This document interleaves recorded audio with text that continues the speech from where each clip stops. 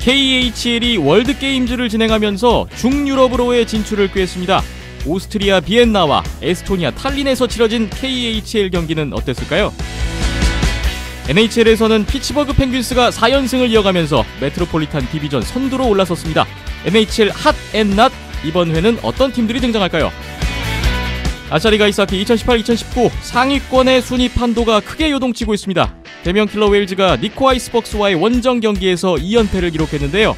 니코 아이스벅스는 6연승을 내달리면서 2위까지 뛰어올랐고, 일본 지지 크레인즈는 살린을 연파하고 리그 선두를 탈환했습니다. 국내 최초, 국내 유일의 아이스하키 팟캐스트 비하인드넷 170회 시작합니다.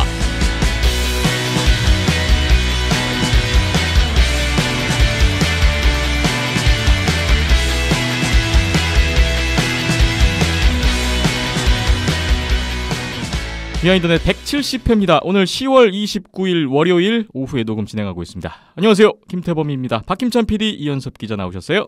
어서 오십시오. 안녕하세요. 안녕하세요. 10월의 마지막 녹음이고요. 10월 말은 온더스포츠의 탄생일이 맞물려 있고, 오늘 어떻게 보면 6주년 기념 녹음이라고도 볼 수가 있겠습니다. 네, 뭐 항상 말씀드리는 거지만 기념일이라고 해서 특별한 거 없고요. 네. 하던 대로 가겠습니다. 네. 6년이 흘렀는데 또 앞으로 1년 열심히 달려보겠습니다. 예, 매년 항상 고민하는 것 같아요. 앞으로 또 1년 어떻게 버티나. 네. 네. 6년이나 하게 될 줄은 몰랐었는데. 그렇죠. 네. 그렇죠. 시간은 잘 가고 있고요. 3년 봤는데. 처음에는요. 그렇죠. 네. 계속 가게끔 달려보겠습니다. 170회 시작해 보겠고요. 댓글이 좀 많습니다. 하나씩 보겠습니다. 팟빵에 지난 회 녹음 후에 달린 댓글들 먼저 볼게요. 도리도리 7820님, 대명이 안양을 그것도 5점씩 내고 이겼네요. 가슴 졸이며 직관했는데 대명에겐 중요한 경기라 지면 어쩌나 걱정했거든요. 이건 그전과는 완전 딴 팀이 된 것처럼 시작부터 골이 터지는 거 보고 놀랬어요. 격하게 응원한 보람이 있어서 좋고, 멋진 승리 후의 은퇴식도 너무 멋있었어요. 이제 일본 원정 싹쓸이 4연승 기대합니다. 대명 화이팅! 플레이오프 가자! 도리도리 7820님, 아마도 인천에서 직관을 하신 것 같은데요. 한라전 2연승 아주 기분 좋게 보셨던 것 같습니다. 도리도리. 네. 도리도리 왜요? 아, 예. 결과가 또 지금 이렇게 일본 절반이 나오다 보니까 닉네임이 더 들어오네요. 네. 4연승 기대하셨는데 아쉽게 됐네요. 피프트 비틀즈님, 역시 늦게 확인된 댓글인데, 토요일은 직관, 일요일은 온더스포츠 유튜브 영상 녹화 중계 봤습니다. 콘스탄틴 감독이랑 대명 선수들이 안양할라라는 숙제를 참 열심히 분석 공부해 왔더군요. 그리고 러시아 출신 골리의 선방도 가끔 보이는 할라의 찬스도 기가 막히게 막아내서 분위기 안 넘어가게 잘해주고, 팀으로서의 대명이 이번 시리즈만큼은 확실히 안양보다 짜임새 있어 보이더군요. 반면 안양은 뭐랄까, 몸이 무거운지 공격전 엔트리하는 것도 힘들어 보이고, 공격전에서도 너무 만들려고 한다는 느낌이 들어서 아쉬웠습니다. 그나저나 개인 사정으로 인천을 떠나게 됐는데, 이젠 온더스포츠 중계에 의지하면서 아시아 리그를 봐야 할 것 같아서 앞으로도 잘 부탁드립니다. 역시 대명과 한라의 2연전을 잘 보신 것 같고요. 그리고 NHL 핫앤낫에서 상어떼가 낫으로 나왔던데, 지난 에피를 선수들이 들었는지 바로 다음 경기에서 파워플레이가 살아났어요. 코치어가 해트트릭하고 다음 경기까지 페널티 킬링 100% 성공까지. 지구 1위인 오리보다 한 경기 덜한 상황에서 승점 2점 뒤진 4위니 뭐 아직은 괜찮아 보입니다. 그보다 홈 시즌 개막 경기 이후 원정 5경기 돌고 다시 와서 홈 경기 2경기인데 원정이랑 홈에서랑 경기력이 작년보다 차이가 나 보이는 게 그닥 신뢰하는 수치는 아니지만, 칼슨이 플러스 마이너스 4군요. 아직 적응이 안 됐나 싶고, 번스도 첫 골 등록하고 코치어가 감 잡았으니 올해 올인하기로 한 거 빨리 치고 올라갔으면 좋겠네요. 그럼 위클리 리뷰 보고 오면 올라와 있을 AP 기대하며 이만 뿅! 아시아리그 NHL 역시 세너제이 샤크스의 상승세를 관심 있게 지켜보신 것 같고, 저희 온더스포츠 컨텐츠를 두루두루 아주 잘 즐겨주시는 것 같아서 더 반가운 것 같습니다. 댓글 감사합니다. 플라이카미님 댓글도 조금 늦게 달렸는데요. 안양한라 대명 2연전은 온더스포츠 유튜브에서 다시 보기로 봤습니다. 대명이 한라라는 과제를 잘 분석해서 나온 것 같았습니다. 특히 그동안 비판받아온 마이클 스위프트의 활약이 두드러진 것 같습니다. 이바노프 골리는 한라의 몇몇 찬스를 막아내면서 팀 승리의 보탬이 되었고요. 한라 팬으로서 최소 1승 1패로 끝내길 바랬는데 2연패로 끝나서 아쉽기만 하네요. 그렇죠. 플라이 카미님은 좀 결과가 너무 아쉬웠을 것 같아요. 그리고 저번 주 내내 여자 아이스하키 국가대표팀 감독인 세라 머레이 감독 교체에 대해서 기사가 많이 나왔습니다. 보면서 느낀 건 협회는 올림픽만 잘 치르면 끝인가? 이거랑 선수들에 대한 실망이었습니다. 솔직하게 제가 직관했던 경기들과 유튜브나 인터넷으로 봐왔던 경기들을 생각하면 항명의 이유가 될 수 없다고 생각합니다. 평창 끝나고 여자 아이스하키 대표팀이 안 좋은 소식의 소재가 되는 것 같아서 아쉽습니다. 라는 댓글을 주셨어요. 역시 여자 아이스하키 대표팀의 뉴스를 보고 아쉬워하시고 실망하신 분들 참 올림픽 때는 마치 주인공처럼 그렇게 화제가 됐었는데 분위기가 많이 상반되는 상황이라서 아쉬운 건 마찬가지인 것 같습니다. 예, 지난해 저희가 언급을 드렸었는데 그러고 일주일이 지났잖아요. 네. 쏙 들어간 게 좀 아쉽네요, 저는. 다시 조용히 그냥 이대로 묻히고 넘어가는 건가? 그러니까요. 네. 예. 뭔가 좀 더 얘기가 더 나오고 명확하게 얘기가 좀 정리가 됐으면 좋겠는데 네. 항상 이렇게 덜 닦은 것 마냥 흐지부지 되니까. 잘 닦고 넘어가야 다음에 또 닦을 일이 없는데. 그러니까요. 이거 네. 나중에 도고 오르거든요. 네. 그래서 그 부분이 좀 아쉽죠. 더 아쉬운 네. 것 같기도 하네요. 댓글 잘 봤습니다. 램쿨하스님도 역시 녹음 후에 댓글을 달아주셨었는데요. 이번 주 잘 들었습니다. 감사합니다. 캐넉스는 지난해에 이어 올해도 초반 러시 중이네요. 과연 언제까지 갈 수 있을지 궁금합니다. 피터슨 선수가 가벼운 뇌진탄 증세에 못 나오는 와중에 베서와 홀벳 다른 젊은 선수들의 활약이 좋아서 나름 좋은 모습 보이고 있는 것 같네요. 피터슨 선수 빠른 무사 귀환 바라봅니다. 그리고 대명이 한라를 상대로 많은 골을 넣고 잡았군요. 역시 마르티넥 감독이 인정한 우승 후보 대명의 약진도 기대합니다. 하시면서 168회 3,000캐시를 후원해 주셨습니다. 감사합니다. 역시 대명이 한라를 2번 잡은 게 많은 화제인 것 같습니다. SY더맨님 댓글 볼까요? 잘 나가던 토론토의 기세가 한풀 꺾였네요. 최근 2연패. 한라 역시 대명에게 시리즈 내내 완벽하게 허를 찔린 모습이었고요. 다시 재정비 잘할 수 있길 바라봅니다. 2주 뒤 유로 챌린지 참가하는 대표팀 명단 보니 왜 하이원하고 대명 선수들만 없나 했더니 그때 두 팀이 경기하더군요. 일정을 왜 이렇게 짠 건지 도무지 납득이 안 가네요. 인터내셔널 브레이크 기간은 IIHF가 미리 정하는 게 아닌가요? 피파의 A매치 기간과 비교해서 설명해 주시면 좋을 것 같습니다. 라는 댓글이었고요. 램쿨하스님이 이 부분에 같이 댓글 주셨는데요. 일부 선수들이 A매치를 리그 경기 때문에 참가 못하는 건 너무 아쉽네요. 축구협회처럼 리그 휴식주를 마련해주면 좋을 텐데요. 라고 의견을 표해 주셨어요. 2018 헝가리 유로 아이스하키 챌린지가 11월 7일부터 10일까지 헝가리 부다페스트에서 치러지는데 여기에 우리나라 남자 대표팀이 출전을 하고요. 명단이 나왔는데 특이사항은 코칭 스태프가 약간의 변화가 있었죠. 코치의 이창영 코치, 맷 버타니 코치 이렇게 이름을 올리고 있고 선수단 총 25명이 발표됐는데요. 안양한라 선수가 17명, 여기에 상무 선수 5명, 그리고 연세대 남희두, 고려대 최진우, 경성고 김영찬 선수까지 이렇게 25명인데 대명과 하이원 선수들은 하나도 없습니다. 한라 선수도 17명 중에 맷 달튼 포함해서 귀화 선수는 빠져있다는 점 눈에 띄고요. 근데 말씀 주신 대로 대명과 하이원이 11월 8일부터 11일까지 인천에서 아시아리그 3연전을 갔습니다. 리그 일정이랑 겹치면서 대명 하이원 선수들이 빠진 격이 됐는데 이게 왜 이렇게 나오는지 좀 의아하실 수 있을 것 같아요. 충분히. 그 IIHF에서 정하는 인터넷 브레이크 기간이 언제 발표되죠, 보통?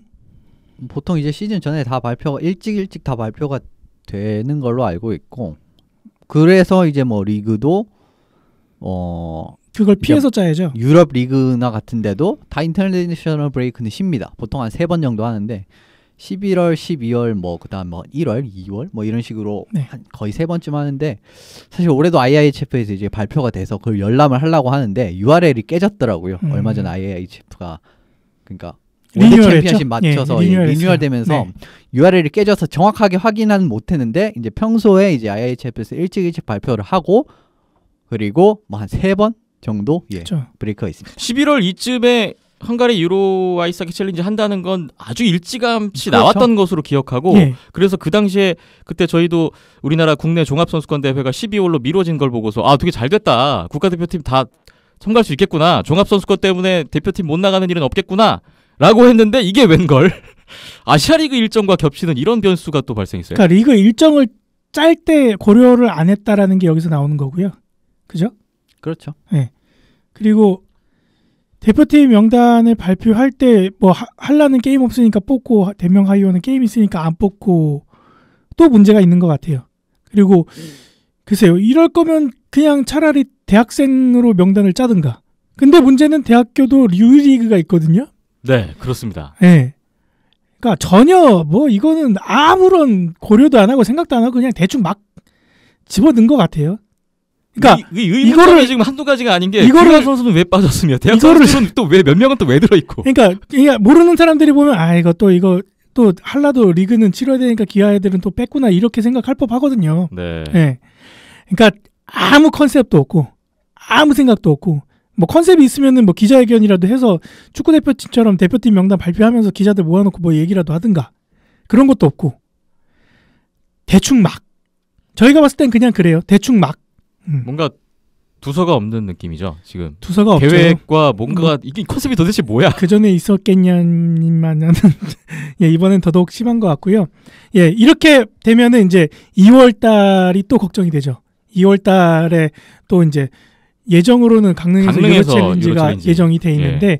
기간이 정규리그가 끝나고 정규리그가 마지막이 2월 초까지 길어졌잖아요. 그렇습니다. 오지이글스 때문에 그거 끝나고 플레이오프 그 4, 5위 플레이오프 경기가 시작되기 사이에 한 주 시간이 비는데 그때 잡혀 있더라고요. 네. 예. 이렇게 됐을 때 그때 그럼 누굴 차출하느냐인데 국내 팀이 만약에 또 4, 5위에 걸려 있을 경우에 그러니까요.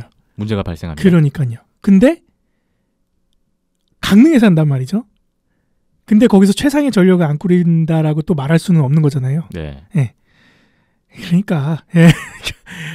모르겠어요. 좀 이럴 거면 그냥 대학생 고등학교 꼴리 뽑고 이랬으면은 예. 그러게요. 차라리 상무 어린 대학교 친구들 상무 뭐. 고등학교 좀 가능성 있는 선수를 예. 테스트를 할 수 있는 기회도 좋을 것 같아요. 가뜩이나 지금 세대 교체도 해야 되고 가뜩이나 선수 없다고 난리인데 이럴 때 테스트 해보고 경험 쌓게 해주고 그럼 그런 컨셉을 가져가는 것도 아니고 뭔가 이거는 이것도 아니고 저것도 아닌 상황이 된 것처럼 보여서 여기서 성적이 안 나오면 또 뭐라고 할 거며 항연아 또 성적이 나오면 또 뭐라 할 거며 예.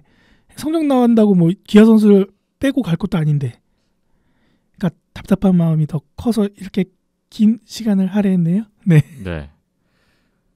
진짜 도무지 무슨 컨셉인지 모르겠습니다.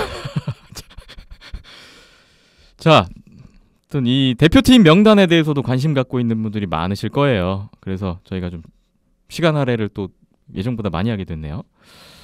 다음 얘기로 넘어가 보겠습니다. 댓글이 이어지는데요. SY더맨님이 169회 지난해 5,000캐시를 후원해 주셨습니다. 감사합니다. 램쿨라스님 댓글이 있습니다. 오늘 캐럭스는 골든나이츠를 슈트아웃 끝에 잡아내며 디비전 1위에 올랐습니다. 얼마 못 갈 걸 알기에 오늘을 즐깁니다. 지난 시즌 우승팀 준우승팀 연이어 만나며 1승 1패 준수한 것 같네요. 언제 내려가도 이상하지 않을 걸 알기에 마음 비우고 매번 경기를 봅니다. 그래도 일말의 기대는 없어지지 않네요. 잘 버텨보기를 응원합니다. 캐넥스 뜬금 디비전 선두 기념하며 댓글 답니다. 크 169회 2000캐시 후원해 주셨네요. 고맙습니다. 즐기셔야죠. 네, 좋을 때 즐기시는 게 역시 좋은 것 같습니다. 아스피린 공상님 댓글 있는데요. 긴 댓글 주셨네요. 안녕하세요. 비하인더넷을 사랑하는 청취자지만 댓글은 오늘 처음 달아봅니다. 하키에 대해서는 연느님 남자친구가 하키 선수라는 것만 알던 무지한 사람이었고 스포츠를 좋아하는 사람에 대한 이해가 전혀 없었던 아지매였는데 하키라는 운동을 시작하고 하키에 대해 많은 지식이 생긴 것은 이 팟캐스트 덕분이었지요. 오늘은 드디어 비하인더넷 정주행을 끝냈답니다. 1화부터 순서대로 나름 열심히 들었습니다. 새로운 화 나와도 예전 것부터 듣는다고 애썼네요. 허허허. 맨날 들으면서 정주행 다 하면 나름대로 책거리 비슷한 걸 한다고 벼르고 있었는데 드디어 그날이 왔네요. 후원은 책거리 기념입니다. 제 하키 인생에 오늘도 기억에 남는 날이 될 것 같습니다. 항상 좋은 방송 만들어주셔서 감사하게 잘 보고 잘 듣고 있습니다. 힘찬 PD님은 경기 나갈 때 꼴리로 오신 것을 2번 정도 보셨대요. 요즘은 직관 가면 정신없이 일하시는 모습도 보이는데 보이면 혼자 매우 반가운 마음이 들지만 낯가림이 심한 소심한 O형인지라 한 번도 인사는 못 드렸네요. 우우. 요 근래 날씨가 많이 쌀쌀해졌습니다. 다들 건강 조심하시고요. 특히 목 많이 쓰시는 김태범 캐스터님은 목감기 조심하세요. 모두들 행복한 하루 되셨으면 합니다. 댓글을 주셨습니다. 저희가 오늘로써 딱 3년 반 했거든요. 비하인더넷만. 네. 3년 반치를 정주행했는 게 170회를 1회부터 다 들으셨다고요? 예. 이야. 1시간 2시간에서 잡아도 2시간씩 잡아도 저희가 170회인데 그게 제일 올라왔고요. 일단. 어마어마한 시간인데 그거를 정주행하셨다는 거에 정말 몸둘 바를 모르겠고요. 그리고 아는 척 해주세요. 지금 어떻게 저희 편의점 가서 커피라도 이렇게 사다 같이 티타임 하시고 하면 좋을 것 같습니다. 네. 아스피린 공상님 입장에서는 정말 의미가 있는 순간 날이셨던 것 같고 그 감회를 댓글로 잘 표현해 주신 것 같아요. 정말 그 한 줄 한 줄 너무나 감사한 내용이 담겨져 있었는데 책거리 기념으로 169회에 10만 캐시를 후원해 주셨습니다. 저희가 또 다음 달 스튜디오 비용은 아스피린 공사님 덕분에 와. 예, 해결할 수 있을 것 같습니다. 감사합니다. 6주년도 6주년인데 오늘 더 동기부여가 되는 그런 또 타이밍 좋게 또 6주년이어서 네. 네. 안양 오시면 아는 척 해주세요. 그동안 보여주신 관심 네. 그다음에 뭐 감사드리고요. 저희가 뭐 더 보답을 하는 의미에서라도 좋은 콘텐츠 많이 만들기 위해서 열심히 해야 될 것 같습니다. 네, 너무나 감사드립니다.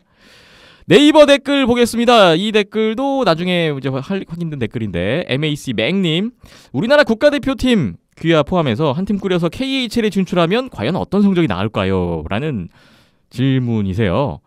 이 질문 던지신 이유가 아시아리그 초기 시작과 달리 안양한라가 의욕이 많이 떨어져 보이네요. 예전에 사할린 만나면 정말 죽을 각오로 싸웠는데 지금은 더 이상 올라갈 곳이 없어서인지 경기 자체 박진감이 별로 느껴지지 않아요. 무언가 새로운 동기부여가 필요해 보입니다. 그리고 두 번째, KHL이 팀 간 전력차가 굉장히 크잖아요. 우리 국가대표 정도면 아무리 못해도 작년 쿤룬이나 올해 아드미랄 11위보다 못한 성적을 거둘 것 같지 않아서요. 팀 성적이라는 게 단순 전력으로만 나타나지는 않는 것이고 저런 팀들은 정말 팀 전력 이외의 요소들도 완전히 망가진 상태라 해마다 최악의 성적을 거두는 듀어 팀들보단 우리 국대가 못할 것 같지는 않네요.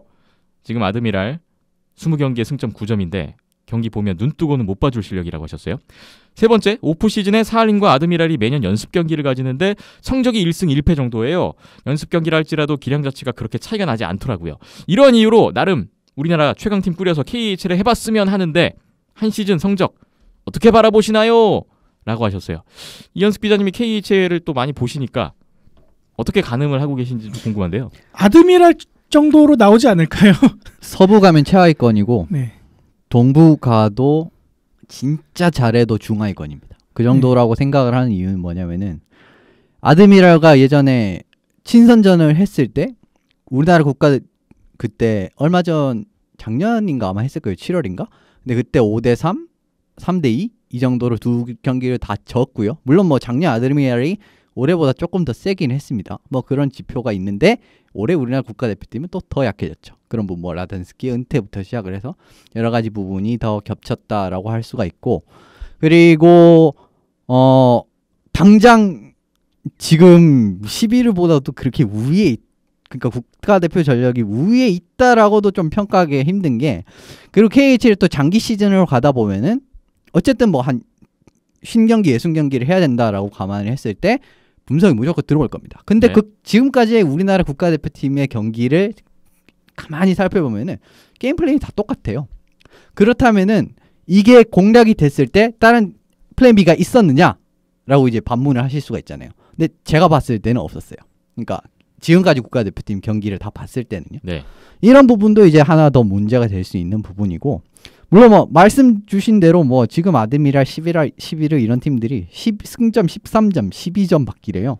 이런 걸 봤을 때는 그렇게 아주 뭐 정상 팀 전력 선수 네임밸류를 빼서 팀이 제대로 굴러가는 부분도 약간은 이제 좀 문제가 있다라고 판단을 할 수가 있는데 사실 그래도 선진국의 팀들입니다. 그리고 외국인들이 한두 명이 들어오는 그러니까 외국인 카드를 한두 명이 쓰는 이런 선수들도 상당히 수준급이 들어오는데 그런 여러 가지 면모를 감안해보자. 물론 지금 우리나라가 한 팀을 꾸려서 KHL에 간다 할 수 있을지 없을지도 몰라요. 뭐 비용부터 시작해가지고 그냥 상상을 해보는 그렇죠. 거죠. 그러니까 네.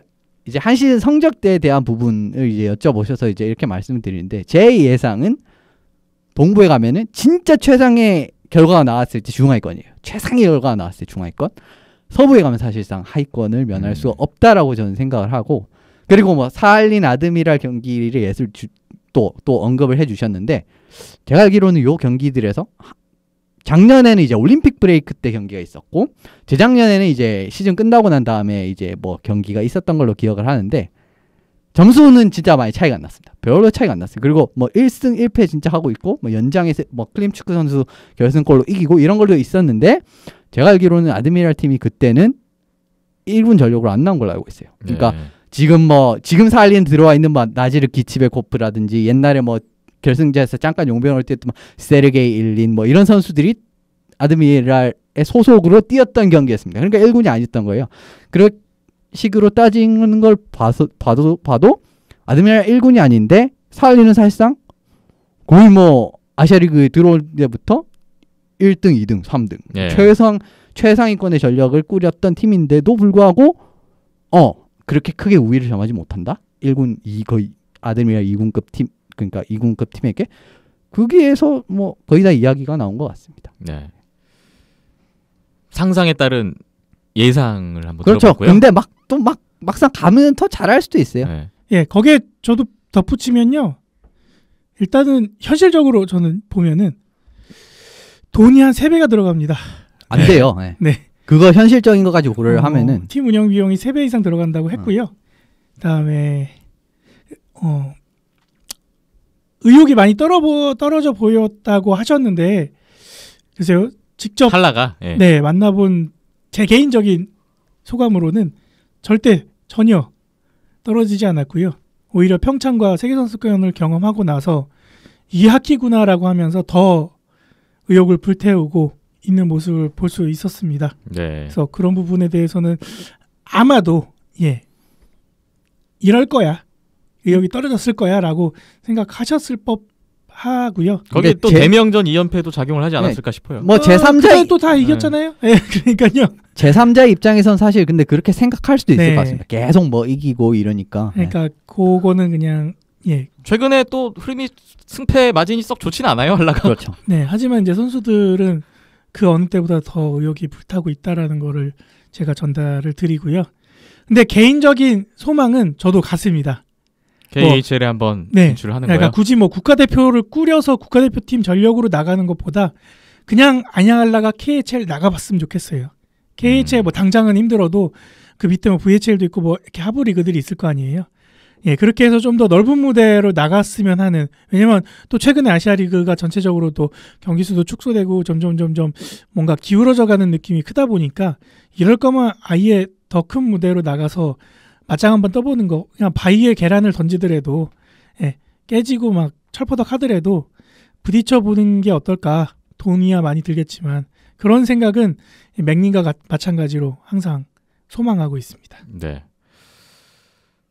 일정이 아시아리그보다 거의 한 2배 정도, 또 이동거리도 길고 뭐 이런 것들도 변수로 생각하면 뭐 어려운 그런 시즌이 될 것 같긴 해요. 상상만 해봐도. 네, 근데 우리나라가 그 정도 세계 무대 레벨에 올라가려면은 그렇게 해야죠. 해야 예, 세계 그렇게 경쟁력을 갖고 우리가 또 한번 뭐 그죠. 월드 챔피언십이든 어디든 세계 선수권 그러니까요. 가서도 할 수 언제까지 있는 경쟁력이 일본 있겠죠. 애들하고 부비적거리면서 아웅다웅할 수는 없는 거잖아요. 그러니까 더 높은 무대로 올라가고 더 높은 무대에서 계속 유지하고 있으려면은 계속 트라이 해야죠. 네. 그나마 사할린이 지금 아시아리그 들어와서 조금 상황이 뭐 더 나아진 것 같긴 합니다. 네. 잠시 맥님 덕분에 또 대표팀에 대한 상상과 예상을 한번 해보고 넘어가네요. 댓글 잘 봤습니다. 요요님 댓글. 이번 헝가리 유로 챌린지 대표팀의 고등학교, 대학교 선수들, 젊은 선수들 많이 참가하네요. 세대교체 신호탄이 아닌가 합니다. 대한민국 대표팀 응원합니다 하셨어요. 세대교체 좀 빨리 속도를 냈으면 좋겠습니다. 그리고 CEOJ님. 안녕하세요. 대면 킬러 웨일즈 구단주입니다. 비어 인터넷을 매주 잘 청취하고 있습니다. 아시아리그 리그뿐만 아니라 NHL, KHL까지 소개해 주셔서 아이스하키를 너무나 사랑하는 팬의 한 사람으로서 항상 감사하게 생각하고 있습니다. 저는 NHL 개인적으로 와일드 브루인스 팬이시래요. 자주 보는 편인데 NHL처럼 구단 운영을 하는 건 현실적으로 어렵지만 대면 킬러 웨일즈가 한국과 아시아리그 아이스하키 발전을 위해서 앞으로도 최선의 노력을 다하겠습니다. 대면 킬러 웨일즈와 아이스하키 팬 여러분 항상 감사합니다. 비하인드넷 화이팅입니다 하셨어요. 대명 킬러 웨일즈 구단주입니다 하셨는데 진짜 구단주인가 확인이 됐나요? 댓글이 달리고 얼마 안 있어서 네. 대명 킬러 웨일즈 단장님한테 전화가 왔고요. 네. 그래서 구단주님이 댓글을 달았으니 응답을 하라. 미션이 떨어져서. 그래서 댓글 다신 거예요? 예. 그러니까 원래 저희가 보통 댓글 안 달고 방송에서 다 소개시켜드리잖아요. 그렇죠. 예. 소개로 대체하는데. 예. 근데 또 그렇게 미션이 떨어지니까 안 할 수가 없잖아요. 예. 그래서 댓글을 또 저도 열심히 달았고요. 또 이렇게 방송에서도 소개를 해드리게 됐습니다. 대명 킬러 웨일즈의 서준혁 구단주. 네. 직접 댓글까지 달아주시는 이 출연에 그동안 숨어 있었던 대명 킬러 웨일즈 팬분들이신지 지금 댓글이 폭주했어요. 그러니까 그거잖아요. 사장님이 어디에 떴으면은 뭐 하겠습니까? 직원들 알아서 다 달라붙어야죠. 이게 사회생활의 기본 아니겠습니까? 그렇다면 이 많은 분들이 혹시 저죠. 한 여기서 제가 볼 때 한 7할 이상은 직원분들이 아닐까라는 생각이 들고요. 네. 제가 아는 몇몇 직원분들의 아이디도 눈에 띄는 것 그래요? 같습니다. 네. 어쨌든 일단은 굉장히 놀랍고도 반가운 댓글이었고요. 구단주께서 직접 이렇게 그래도 또 내용 중에 인상 깊은 거는 매주 잘 청취하고 계신다. 이 부분 저희가 또 감사하네요. 170회를 하고 3년 반 동안 해오면서 저희가 대명 킬러 웨일즈 쓴소리도 많이 하는데 쾌거가 아닌가 싶습니다. 구단주께서 직접 이렇게 표현을 해주실 정도가 네. 저희가 그래도 열심히 했구나 여태까지 잘 버티면서 네. 예 6주년 여러 가지 뭐 특집은 아닌데 6주년 기념해서 뭔가 많이 이렇게 누적이 됐네요. 그래서 예 구단주님께도 감사드리고 또 여기에 또 열심히 뒤에서 서포트해 주신 단장님께도 감사를 드리고 네. 네 이렇게 다 하셨으면 이제 슬슬 이제 안양할란 하이원에서도 예 이렇게 표현을 왜 이렇게 압박을 넣으세요? 그러니까 이렇게 대명에서 먼저 하는데 신생팀이 이렇게 하고 있는데 네. 예 중견 그리고 오래된 팀들 관심이 없다면은 저희가 뭐 더 열심히 해야겠고요. 예 행여나 혹시나 듣고 계시다면은 이렇게 점이라도 하나 찍어주시면은 감사하겠습니다. 네. 어쨌든 대명 킬러 웨일즈의 구단주님 너무나 감사드리고요. 말씀 주신 대로 계속 그 한국과 아시아리그 모든 그 발전을 위해서 노력을 부탁드리겠고요. 저희도 저희 위치에서 나름 노력을 하겠습니다. 같이 힘을 모으면 또 좋은 날이 있지 않겠습니까? 네, 계속해서 잘 부탁드리고 댓글 감사합니다. 그리고 많은 분들이 댓글 대명 격려 응원 댓글 주셨는데 저희 일일이 소개드리지 못한 점 양해 구하고요. 확인 다 했습니다. 네. 대명 킬러 웨일즈에게 큰 힘이 될 것 같고요. 분명. 그러니까 구단주의 한 번에 이렇게 움직임이 팬들이 이렇게 으쌰으쌰 좋아하시잖아요. 예. 그렇죠. 그리고 이게 또 한라 2연승 직후잖아요. 그러니까 역시 구단주 그 책임자들의 관심과 그렇죠. 사랑 그리고 승리는 팬들을 부른다. 그렇죠. 이걸 또 한 번 느끼게 됐어요. 예. 그래서 그러니까 어떻게 보면 이것도 하나의 팬 마케팅의 일환인 거고 또 팬들과의 소통인 건데 예. 저희가 뭐 그렇게 높은 진입 장벽이 아니잖아요. 다른 팀들도 저희를 이용해서 이렇게 팬들과 더 소통을 하실 수 있었으면 좋겠네요. 네. 다음 댓글 보겠습니다. 아수라님, 한라야 워낙 강팀이었지만 대명의 초반 스타트가 무섭네요. 진심 하이원도 좀 잘 돼서 아시아리그 한국 팀들이 씹어먹었으면 좋겠네요 하셨어요. 동감입니다. 표현 엄청 멋지게 씹어먹기를 한국 팀들. 예, 뭔가 사이다 마시는 듯한 절묘한 표현이었습니다. 한국 팀들 씹어먹고 아시아리그는 좁다. KHL로 가자. 이런 분위기가 나오기를. 그렇죠. 네. 맞습니다. 세호님 댓글 있습니다. 여기 대명 킬러 웨일즈 팬클럽 게시판인가요? 역시 이럴 수 있어요. 이번 시즌 영입 잘해서 호우 성적 거두고 있어서 관심 가네요. 네. 역시 대명의 팬들이 늘어나고 있는 또 분위기가 감지되네요. 지난주 한정이었다는 거. 네. 다음 댓글 보겠습니다. 8L 7롯 6기는 과학이다님. 대명그룹 니네가 그냥 넥센 대신 야구단 인수 좀 해라 라는 댓글인데 야구를 많이 보시는 분인 것 같아요. 그렇죠. 아이디에서도 나오고 네, 넥센이 지금 뭐 구단 사정 아시는 분들은 아실 텐데 근데 이거는 현실적으로 또 어려운 문제가 있어요.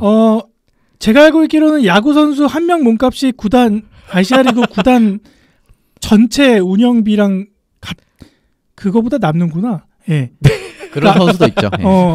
우리나라 좀 잘 나간다 싶은 야구 선수 한 명이면은 우리나라 국내 세 팀 실업팀을 다 운영할 수 있을 정도의 비용이 나오죠.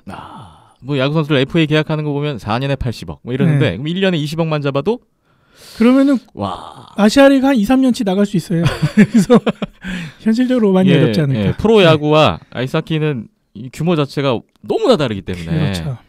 이게 뭐 맘만 가지고 인수하려면 하고 이런 문제는 좀 아닌 것 같긴 해요. 네. 어쨌든 뭐 댓글 재밌게 잘 봤습니다. 네. 하나풀이 바로 전송도님 직관하지 못하는 경기 챙겨보고 있습니다. 점점 화질이 좋아지는데 파이팅입니다 하셨고요. 역시 저희 온더스포츠 컨텐츠를 잘 보고 계신 것 같아서 감사하네요. 그리고 베그람님 직관하고 싶어도 지방에서 접근성이 너무 좋지 않아 아쉬운 일인. 역시 지방에 계신 분들은 항상 이렇죠. 플라이카미님 정도의 의지력이면은 이제 대구에서 올라오시고 이러시는데 네. 그게 이제 현실적으로 많이 힘들죠. 그보다도 지방 경기가 어떠한 형식으로든 있으면 많아지면 좋은데. 좋겠습니다. 네. 그래야 할 것 같고요. 많잖아요. 뭐 최근에 유리그 뭐 창원에서도 하고 대구에서도 하는데 아시아리그도 예전에 전주 직결전 한 것처럼 전주에서도 하고 아산에서도 하고 여러 지방을 돌면서 또 많이 팬들을 확보할 수 있는 시간을 가질 수 있었으면 좋겠습니다. 네. 이렇게 모든 분들이 주신 댓글 내용 다 봤습니다. 댓글 후원 통해서 관심과 또 애정, 의견 다양한 말씀 주신 모든 분들께 감사드립니다. 계속해서 부탁드리겠고 사연 배틀 아이스하키에 관한 이야기 기다리고 있는데요. 힘찬 @ 온더스포츠.co.kr 이메일로 보내주시면 사연의 주인공분들에게 선물을 드리겠습니다. 사연 배틀 이벤트 또 참여를 부탁드리면서 오늘 댓글 소개는 여기까지 하겠습니다.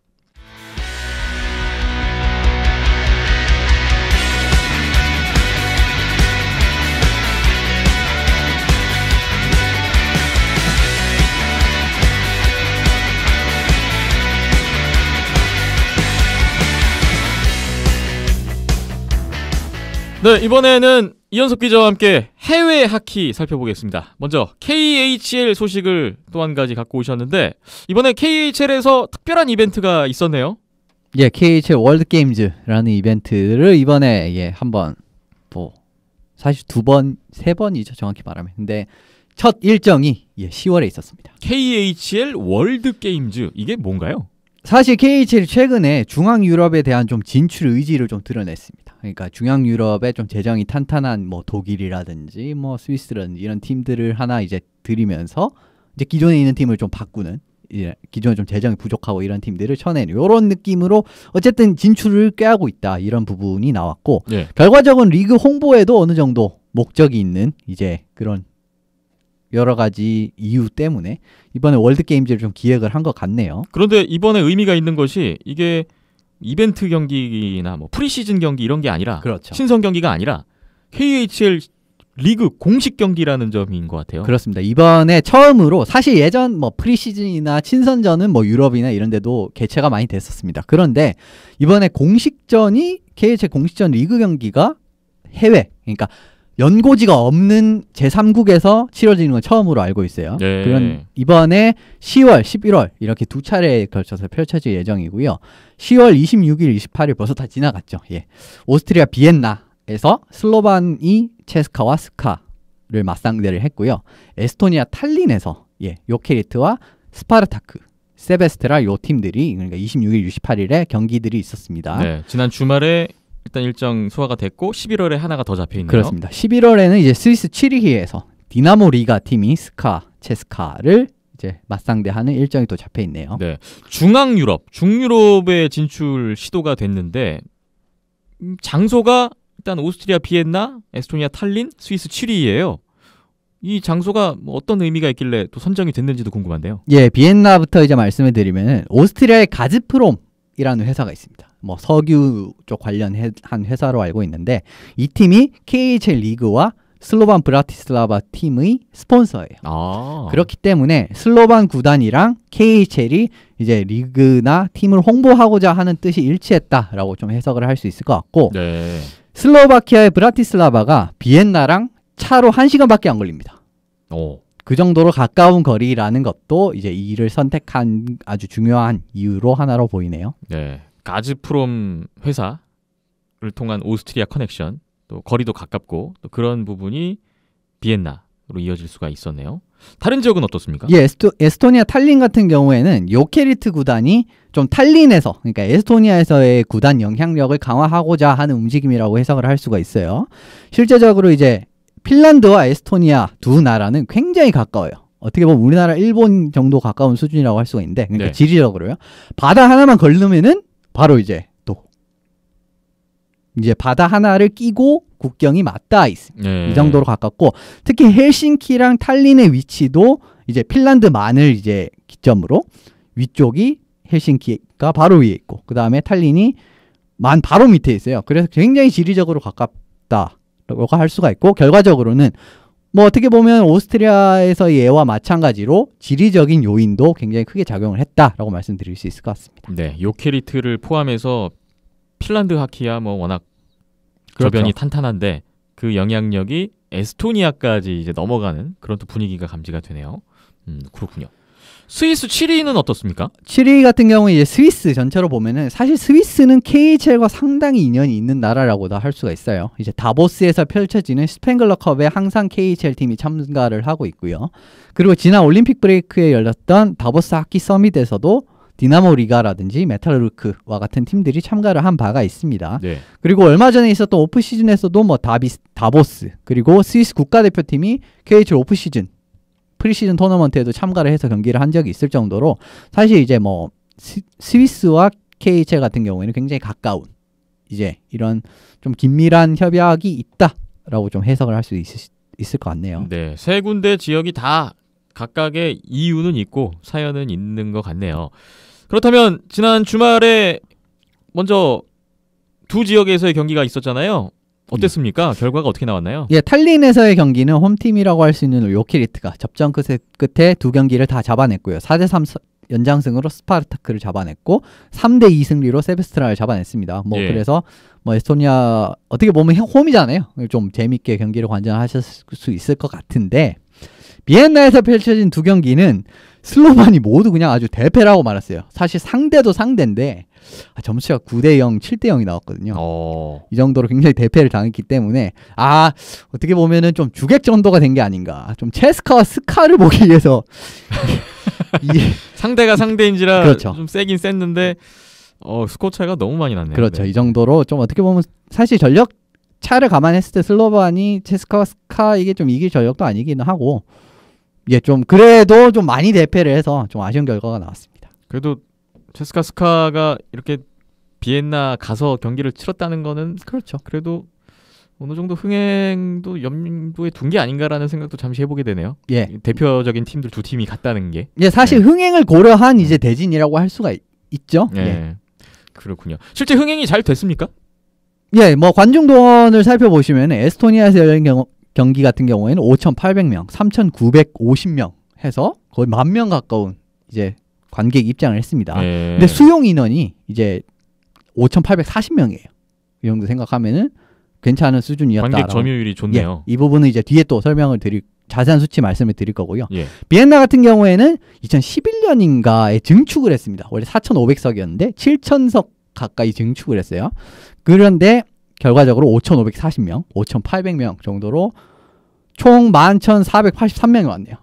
438명이 왔네요. 두 경기에 그렇죠. 11,000명이 넘었네요. 굉장히 수치 자체를 보시면은 리그가 이제 6주 정도 했는데 평균 관중 동원이 한 6,200명입니다. 예. 이거 뭐 좀 밑돌죠?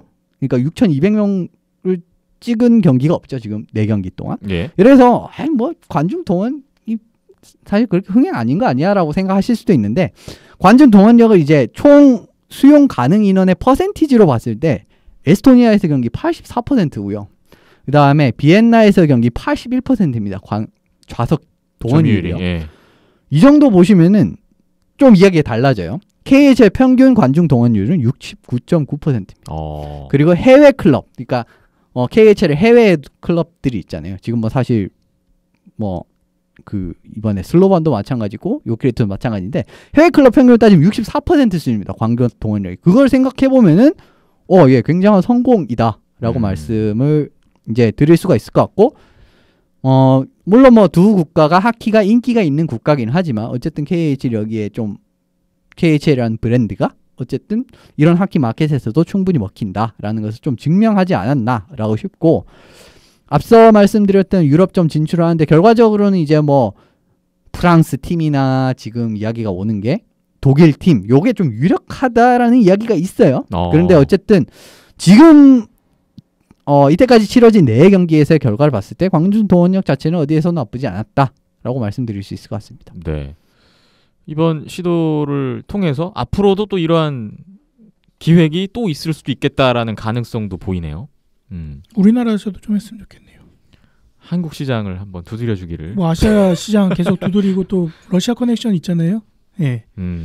강릉에서 유로 챌린지도 좋지만 이런 거 하면은 KHL 공식 않을까. 경기. KHL 한국에서 기다릴게요. 예.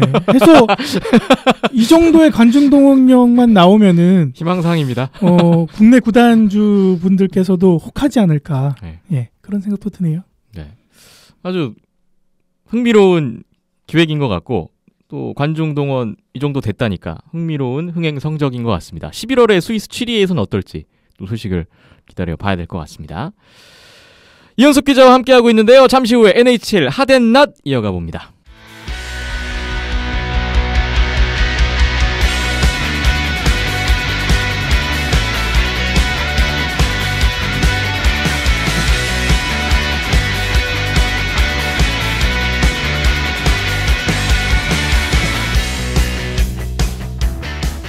지난 한 주 동안 NHL에서는 어떤 결과들이 나왔나요? 누가 핫했고 누가 그렇지 않았는지 하덴낫을 통해서 살펴봅니다. 오늘 핫에 3팀이 올라와 있고 낫에 2팀이 올라와 있는데요. 우선 연승 연패 팀들이 좀 갈렸네요. 핫부터 만나보겠습니다. 핫 첫 번째 연승의 주인공이죠?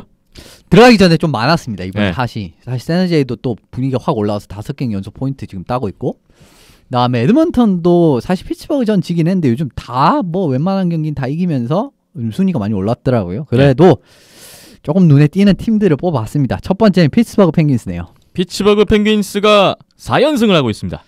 예, 사실 4연승 할 거라고 생각을 못했는데 매트 머리 선수가 뇌진탕 부상에서 생각보다 굉장히 빨리 복귀를 했습니다. 그런 이후에 4연승을 달리고 있고 결과적으로 메트로 디비전 선두로 도약을 하는데 성공을 했네요. 네. 머리 선수가 복귀전에서 토론토를 셧아웃으로 잡아냈습니다. 그리고 캘거리전도 38세이브 1실점 아주 훌륭한 활약을 보여주면서 어떻게 보면은 야, 이 정도 돼야 넘버원 골리고 우리 피츠버그는 넘버원 골리가 이렇게 있으면 성적이 이 정도 나올 수 있다라는 걸 좀 증명을 해본 결과였던 것 같아요. 네. 맨 머리 선수 복귀가 시발점이 되고 있는데요. 이뿐만이 아니잖아요. 예, 사실 뭐 피츠버그의 강력한 공격력 역시 팀의 상승세의 원인이지 않나라고 싶습니다. 사실 4연승 기간 동안 예베게니 말킨 선수가 9포인트, 그리고 필 캐셀 선수가 6포인트를 올리고 있는데 가끔 언급을 드리는데 좀 기억을 하시는 분들은 기억을 하시겠지만 제가 말씀드린 것 중에 필 캐셀 선수가 지난 플레이오프 때 브라사르 선수랑 같이 묶어줘서 굉장히 화가 나서 좀 사이가 안 좋아졌다 이런 이야기가 있었잖아요. 그런 말씀을 제가 드린 적이 있습니다. 예. 그런데 올해는 또 말킨이랑 묶여서 같이 나오는데 야, 내가 왜 말킨이랑 묶여서 나와야 되는지를 딱 증명하는 성적을 보여주고 있어요. 올해도 지금 상당히 두 선수의 호흡이 좋고, 그리고 크로즈비 선수가 또 4경기에서 8포인트를 기록을 하는 좀 득점력을 다시금 또 되찾은 모습을 보여주면서 지난해와 마찬가지로 팀의 강점이라고 할 수 있는 공격의 두 축, 말킨, 크로즈비 요 두 축이 올해도 언제를 하다 지난해 강점이 그대로 유지가 되고 있다라는 부분이 또 상승세의 원동력이지 않나 싶습니다. 그런 공격진에서도 탄력을 받는 게 최근 3경기에서 20득점이라는 그렇습니다. 다득점 활약으로 이어지고 있는 것 같아요. 이번에 4연승을 좀 더 구체적으로 보면 또 그 가치가 더한 것 같은데요. 뭐 여러 가지를 언급을 드릴 수가 있습니다. 첫 번째는 모든 4경기가 원정 경기였습니다. 원정 4연전을 다 잡았어요. 이런 부분도 좋고, 상대 중에 이번 시즌은 상위권으로 시즌을 마칠 것으로 예상되는 두 팀이 포함되어 있습니다. 어디냐고 하면은 토론토, 캘거리죠. 근데 다 이겼죠. 그리고 토론토와 캘거리를 상대로 각각 3대0, 9대1이라는 만족스러운 경기력을 펼친 것 역시 좀 이제 피츠버그의 상승세가 좀 구단 입장에서는 좋은 이유인 것 같고요. 예. 변수로 작용했던 요인이 이제 매트 머리 선수가 얼마나 넘버원 골리로서의 역량을 보여주냐인데, 역량을 보여주니까 경기를 다 이기고 있습니다. 그리고 작년의 강점 1, 2라인의 파괴력은 여전히 유지가 되고 있는 상황이기 때문에 뭐 시즌 지금 한 8분의 1쯤 지났나요? 이제 이 정도 지난 시점에서는 만족스러운 결과가 아닌가라는 좀 생각이 듭니다. 네. 저는 4연승 기간 안에 에드먼턴 오일러스전도 기억에 남는데 시드니 크로스비와 코너 맥데이빗 맞대결로 또 관심이 있었잖아요. 결국은 크로스비가 선제골에다가 연장 골든골까지 넣었더라고요. 그렇죠. 그 연장골이 상당히 기가 막힌 골이었고. 네. 네, 뭐 사실 뭐 크로스비, 맥데이비드를 뒤간 분들이 많은데 언젠가는 어쨌든 맥데이비드가 크로스비 선수의 바통을 이어받을 것은 100% 확실한 겁니다. 왜냐하면 사실 나이차가 10살이나 나는 선수들이기 때문에 이 부분은 뭐 다 정해져 있다라고 보는데, 그래서 저는 좀 더 완벽한 플레이어는 아직까지는 크로스비로 보거든요. 그러니까 네. 여러 가지 수비적인 부분에서의 기여라든지 이런 부분 전체적으로 봤을 때 물론 뭐 맥데이비드 선수가 앞으로의 커리어에서 그런 부분을 보충한다면 더 좋은 선수가 될 수 있겠죠. 피츠버그 펭귄스가 4연승을 달렸고요. 메트로폴리탄 디비전에서 두 번째로 경기수 소화가 적은데도 불구하고 디비전 선두로 올라선 모습을 확인할 수 있었던 지난주였고요. 핫 첫 번째 차지했던 피츠버그 펭귄스였습니다. 핫 두 번째 만나보겠습니다. 어느 팀인가요? 이 팀을 언급할 줄 몰랐는데 애리조나 카이오츠입니다. 야, 애리조나 카이오츠가 핫에 등장을 했습니다. 3연승을 달리면서 순위가 좀 많이 올랐네요. 사실 네. 피츠버그가 굉장히 좀 유사한 궤도를 그리고 있는 게 뭐냐면 3연승 기간 동안 콜럼버스, 템파베이 같은 강호들을 연파하면서 3연승을 됐다라는 부분이 경기력이 이제는 좀 많이 올라왔구나. 작년에 좀 리토책 감독이 부임을 한 다음에 좀 그렇게 팀이 좀 잘 돌아간 느낌이 안 들었는데 올해는 드디어 좀 기강이 잡히는구나라는 걸 느낄 수 있었던 경기력이었습니다. 네, 강호들을 잡았다. 근데 그 안에 내용도 괜찮았다면서요? 예, 사실 뭐 잭슨을 제외를 하면은 패배한 위니펙 전까지 사실 올해 스탠리컵 우승을 점치는 전문가들이 굉장히 많은 위니펙인데 이 위니펙을 상대로도 상당히 훌륭한 경기력을 펼쳤다. 물론 뭐 결과적으로 지긴 했습니다만은 이런 부분이 경기력이 확실히 많이 잡혔다, 올라왔다라는 부분을 확인할 수 있었던 부분이었습니다. 네, 애리조나가 3연승, 지금 이제 5승 5패, 승률 5할을 맞췄고요. 첫 5경기 1승밖에 없었는데 최근 5경기에 4승 많이 올라왔어요. 구체적으로 지난주 경기들 애리조나 어떤 것들이 잘 됐을까요? 확실히 눈에 띄는 부분은 수비의 안정화 부분이 좀 팀 상승세의 주된 이유지 않나 싶습니다. 사실 탑4의 클래스 자체는 괜찮아요. 얄마르손, 데머, 골리고스키, 에크마라르손 이 정도면 상당히 훌륭한 탑4라고 저는 생각을 합니다. 네. 그런데 드디어 좀 수비 시스템이라든지 이런 부분이 기대에 걸만한 활약을 좀 펼쳐주고 있으면서 팀 수비력이 안정이 됐는데 이게 뭐 수치로 나타나는 게 평균 실점이 1위입니다. 한 경기당 2골밖에 안 먹네요. 최소 실점 1위. 그렇습니다. 슈팅 허용 부분도 상당히 이제 눈에 띄는데 28점 2개, 28개, 약 28개 정도로 전체 5위로 상당히 훌륭한 모습을 보여주고 있다는 게 좀 수비력이 올라왔다라는 걸 알려준 지표인 것 같고요. 네. 특히 안티 란타 선수와 달시 컴퍼 선수가 구축하는 골리진이 이런 수비력에 힘을 더 더해주고 있다라는 부분도 굉장히 큰 이유인 것 같습니다. 팀 세이브 성공률은 93%가 넘어요. 물론 뭐 에나임이 94% 가까이 되긴 하는데 좀 에나임과는 다른 게 수비의 지원까지도 있다라는 부분을 말씀을 드리고 싶고 이 두 골리의 평균 실점은 1.9밖에 되지 않습니다. 수비의 안정이 가장 큰 상승세의 원동력이라는 말씀이신데 그 외 다른 쪽은 어떤가요? 팀 득점력이 상당히 부족한 게 사실이에요. 경기당 2.5골밖에 지금 넣지는 못하고 있거든요. 이거는 사실 지난 각 2.5라는 수치가 최근에 굉장히 자주 언급이 되고 있는데 2.5 작년 비교하면은 거의 한 28위, 29위 정도의 수준입니다. 이거 최하위권의 수준이지만 그때도 뭐 LA 프리뷰 때도 말씀드렸듯이 평균 실점이 더 낮잖아요. 이러면 2.5골 정도면 충분한 겁니다. 그 정도의 지금 수준이 나오고 있고, 그런데 좀 긍정적인 부분은 클레이턴 켈러라든지 시카고와 트레이드로 받아온 비니 히노스트라자 같은 선수들이 좀 중요 고비 때마다 활약해주는 모습이 좀 나오고 있습니다. 예. 그렇기 때문에 어쨌든 승리에 필요한 수준의 득점력은 아직까지는 나온다라는 게 지금 최근 상승세의 원인인 것 같고요. 물론 뭐 템파베이전은 굉장히 대승을 하긴 했습니다.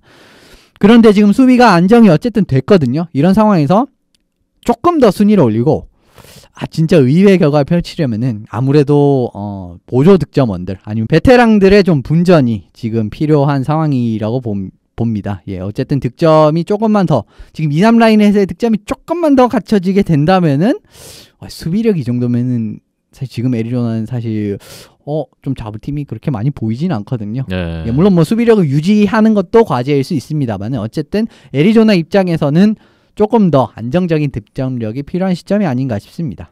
애리조나가 현재 디비전 6위에 불과하지만 1위와도 승점 차가 3점 차밖에 안 나요. 지금 퍼시픽 디비전이 전체적으로 혼전에 빠진 것 같습니다. 예, 지금 퍼시픽이 완전 하루 지나면 순위가 바뀌어 있고 지금 오늘은 또 세너제이가 승리를 거둬서 1위로 올라왔더라고요. 그리고 에드먼턴도 승리를 거둬서 2위가 됐더라고요. 그 정도로 지금 엎치락뒤치락하는 흐름이 나오고 있습니다. 오늘 결과로 조금 거리는 더 벌어졌을 것 같은데 그래도 큰 거리는 아니고요.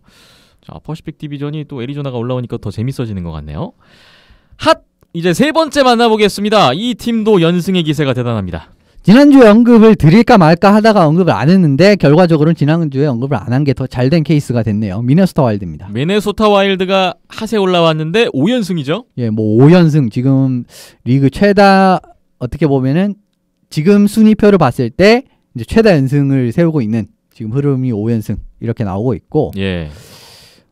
부상에서 복귀한 파리제 선수가 굉장히 큰 원동력이 되고 있지 않나 싶습니다. 파리제 선수요? 예, 자크 파리제 선수인데 이 선수가 예전에 뉴저지에서 굉장히 대단한 활약을 하면서 팀을 뭐 스탠리컵 파이널까지도 이끌고 그 정도의 모습이 지금 미네소타에서 오랜만에 나오고 있어요. 사실 등 부상이 굉장히 고질적인 선수라서 맨날 나오다가 부상 굉장히 큰 부상으로 시즌을 중간에 뛰지 못하고 아니면 작년에도 당장 플레이오프 때 3차전 정도의 또 부상이 도지는 바람에 또 시즌을 중간에 마무리했었던 이런 좀 아픈 기억도 있는 선수인데 오랜만에 또 좀 건강한 모습으로 시즌을 임하면서 지금 경기당 1포인트가 넘는 공격에서도 훌륭한 활약을 보여준과 동시에 이 선수가 신장이 그렇게 크지 않음에도 불구하고 뭐 블락슛 정말 또 블락슛 같은 것도 열심히 한 선수고 체킹 같은 것도 정말 몸을 사리지 않는 선수이기 때문에 좀 부상이 많은 것도 있습니다. 그러니까 결과적으로는 수비에서도 좀 훌륭한 활약을 기대를 할 수 있는 선수고 그 기대를 지금 충족을 하고 있기 때문에 미네소타가 좀 5연승을 거둘 수 있는 것 같네요. 미네소타 5연승의 주역을 소개해 주셨는데 그 주역들 가운데 눈에 띄는 또 한 명의 주역이 있었으니 누구죠? 한 명 더 있습니다. 네. 데반 두브닉 선수인데 이 선수가 올해 또 커리어 시즌 지금 선수 최고 시즌을 보내고 있네요. 팀 슈팅 허용에서 미네소타가 사실 미네소타 하면은 굉장히 수비로 또 정평이 나 있는 팀이었습니다. 그런데 사실 부드러 감독이 오고 난 이후에 이 시스템이 조금씩 이제 처지기 시작하면서 올해 같은 경우에는 수비 부분에서는 물론 뭐 탑4가 괜찮긴 하지만 별로 좋지는 않아요. 경기당 35개의 슈팅을 내주면서 리그 28위 어떻게 보면 굉장히 슈팅을 35개나 내주고 있는데도 불구하고 두브닉 선수가 평균 실점 1.96에 세이브 성공 94.5%입니다. 와. 정말 경이로운 수치로 뒷문을 확실하게 책임을 지고 있는 부분 역시 지금 미네소타가 그렇게 공격력이 올해도 좋은 팀이 아니에요. 거의 중위권이고 장정과 비슷한 수치가 나오고 있습니다. 공격에서도. 그럼에도 불구하고 지금 미네소타가 상승세를 탈 수 있었던 원인은 두브닉 선수가 역시나 훌륭한 활약을 보여주고 있기 때문이라고 말씀드릴 수 있을 것 같습니다. 뭐 수치로만 봐도 두브닉의 존재감이 어느 정도인지를 실감할 수가 있네요. 오, 대단한 기록을 남기고 있네요. 두브닉이 근데 언제까지나 이렇게 잘할 수 있을 것이냐라고 생각하면 또 어느 순간 고비도 올 것 같긴 한데 네. 앞으로가 또 문제이지 않을까요? 조금 이제 전 미네소타를 그래도 이제 5연승에도 불구하고 굉장히 올 시즌의 미래가 전망이 밝지 않다라고 보는 게 사실 두브닉의 지금 기대령 부분이 너무 커요. 지금까지는. 그런 부분도 하나의 약점이라고 할 수가 있고 현재까지 최고의 활약을 보여주고 있지만은 언제까지 이 성적을 절대 끝까지 유지할 수는 없습니다. 94% 이상 이거를 시즌 끝까지 이 주전골리로서는 유지할 수가 없어요. NHL에서는. 이것도 그렇고 지금 굉장히 많은 경기를 두브닉 선수가 출장을 하고 있는데 이 페이스로 출장을 할 수도 없고요. 그리고 미네소타의 지금 백업 골리는 그렇게 탄탄한 상황이 아닙니다.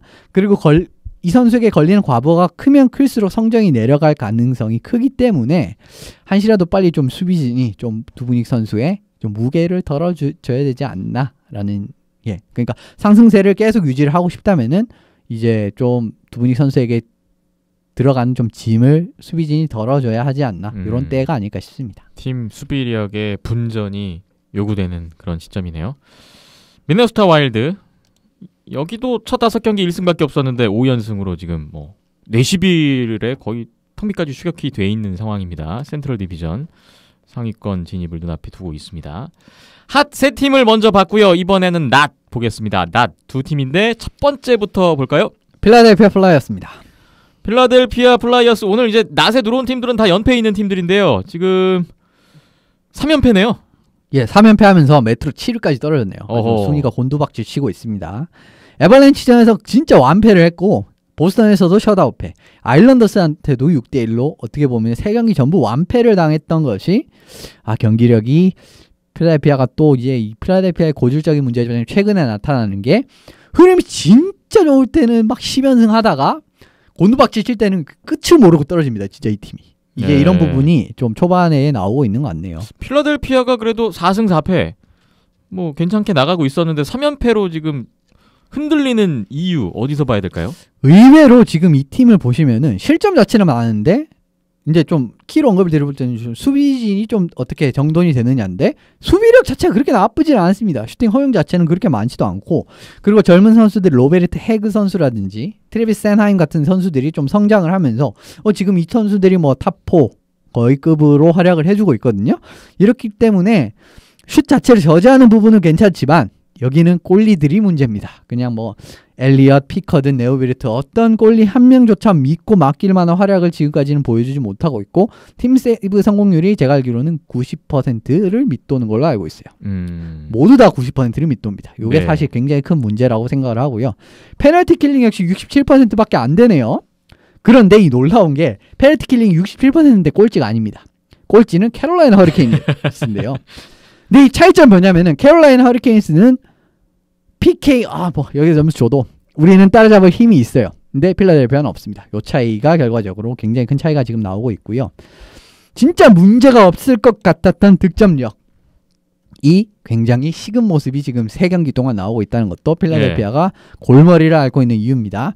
1, 2라인을 지탱하는 보라체크 지루 선수가 지금 시즌 평균으로 보면 경기당 1포인트 이상 활약을 해주면서 역시나 뭐 이 두 선수의 활약은 대단하네라고 생각하실 수 있지만 3연패를 달린 동안 이 두 선수가 고작 1포인트밖에 쌓지 못했습니다. 지금 학스톨 감독이 이 두 선수를 1, 2라인에 분산 배치하는 수를 쓰고 있어요. 어떻게 보면 필라델피아가 공격력의 분산 배치를 꾀하는 모습이 나오고 있는데 지금까지는 크게 효용이 없다라고 평가를 할 수 있을 정도로 최근 3경기에서 흐름이 좋지 않네요. 필라델피아 플라이어스가 3연패 지금 올 시즌 현재 46실점 NHL 31개 팀 중에 최다 실점 1위더라고요. 근데 말씀 주신 거 들어보면 수비력은 괜찮은데 골리 쪽에 지금 문제가 있다는 말씀이셨고 거기다가 공격에서 해줘야 될 선수들이 못 해주고 있고 이런 것들이 맞물리면서 좀 힘든 상황인데요. 지금 다음 일정을 보니까 필라델피아가 애너하임, LA, 세너제이, 애리조나 퍼시픽 원정 4연전을 떠나게 되더라고요.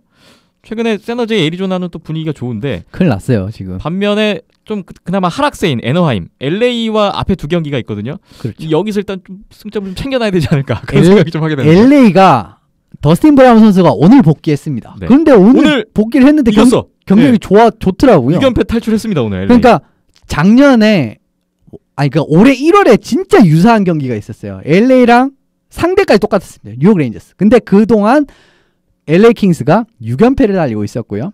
그리고 경기 동안 LA가 그러니까 지난 1월에도 6연패 중에 홈에서 뉴욕 레인저스를 만났는데 2대0으로 지고 있다가 역전승을 했습니다. 근데 오늘도 똑같이 이겼어요. 야. 똑같은 데서 똑같은 흐름을 이겼어요. 오늘 지금까지 6연패를 달리고 있었고요.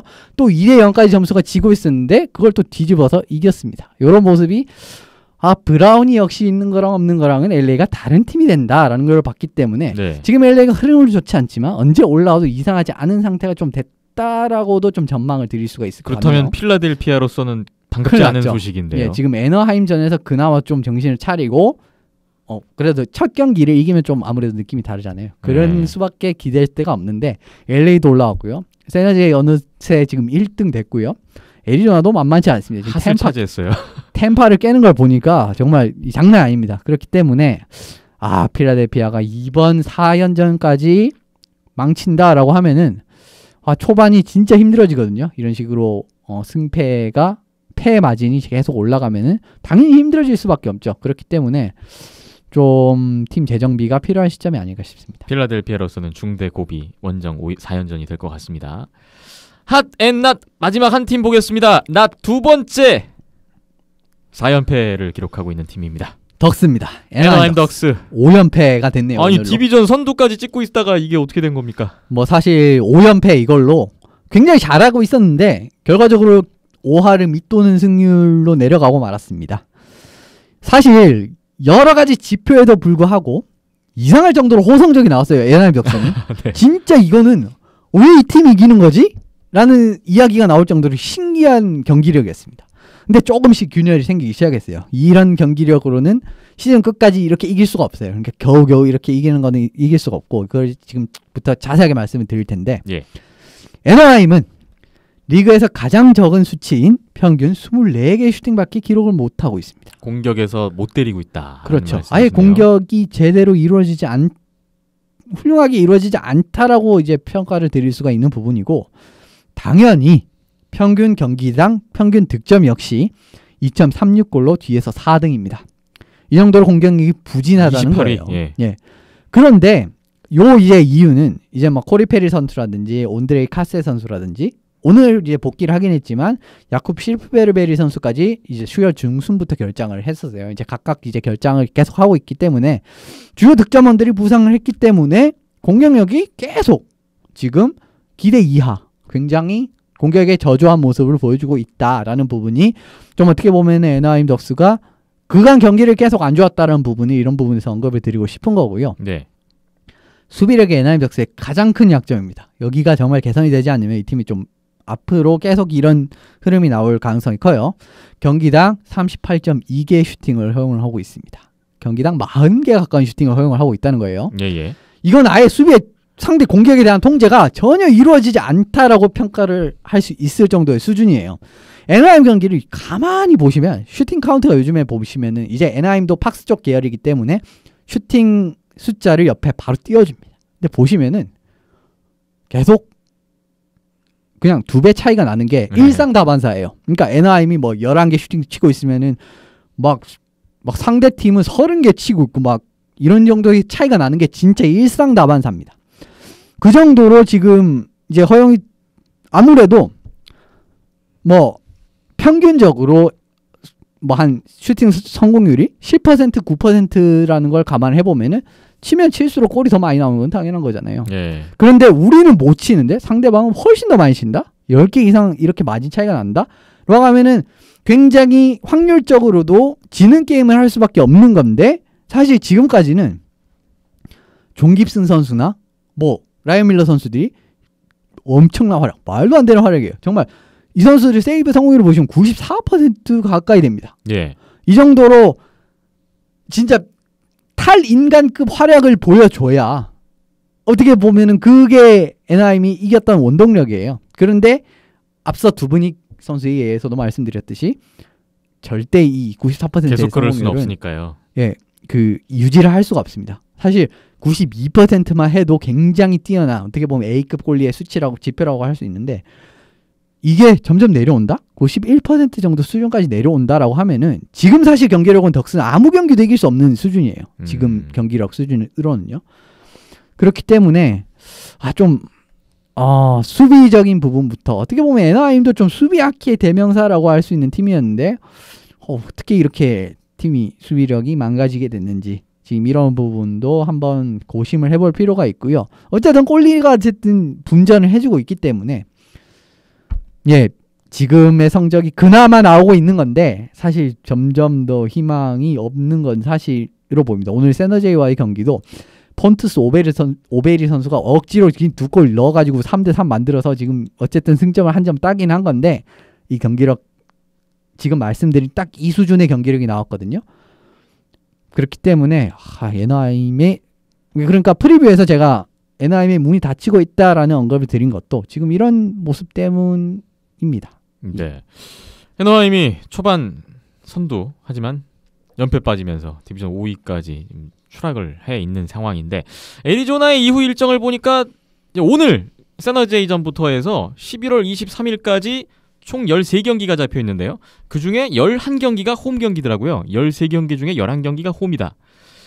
여기서 한번 어느 정도 좀 추스리고 벌어놔야 되지 않을까요? 예, 사실 그게 베스트 시나리오죠. 네. 무조건 그게 필요하고 근데 뭐 상대가 그렇게 아주 쉬운 상대들이 많은 것 같지는 않은데 네.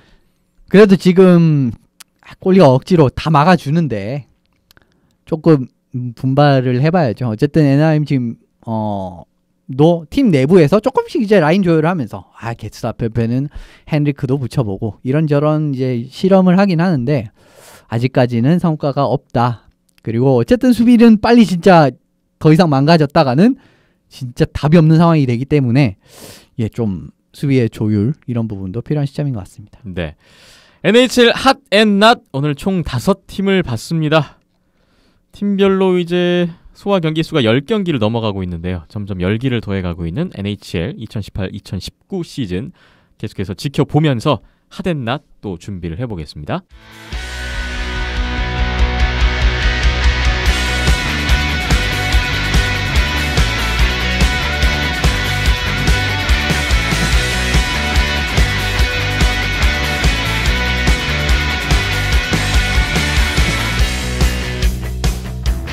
비하인드넷 아시아리그 아이스하키 보겠습니다. 지난주에 이렇게 상위권 순위가 치열했던 적이 있었나 싶을 정도로 순위표가 아주 재밌어지고 있습니다.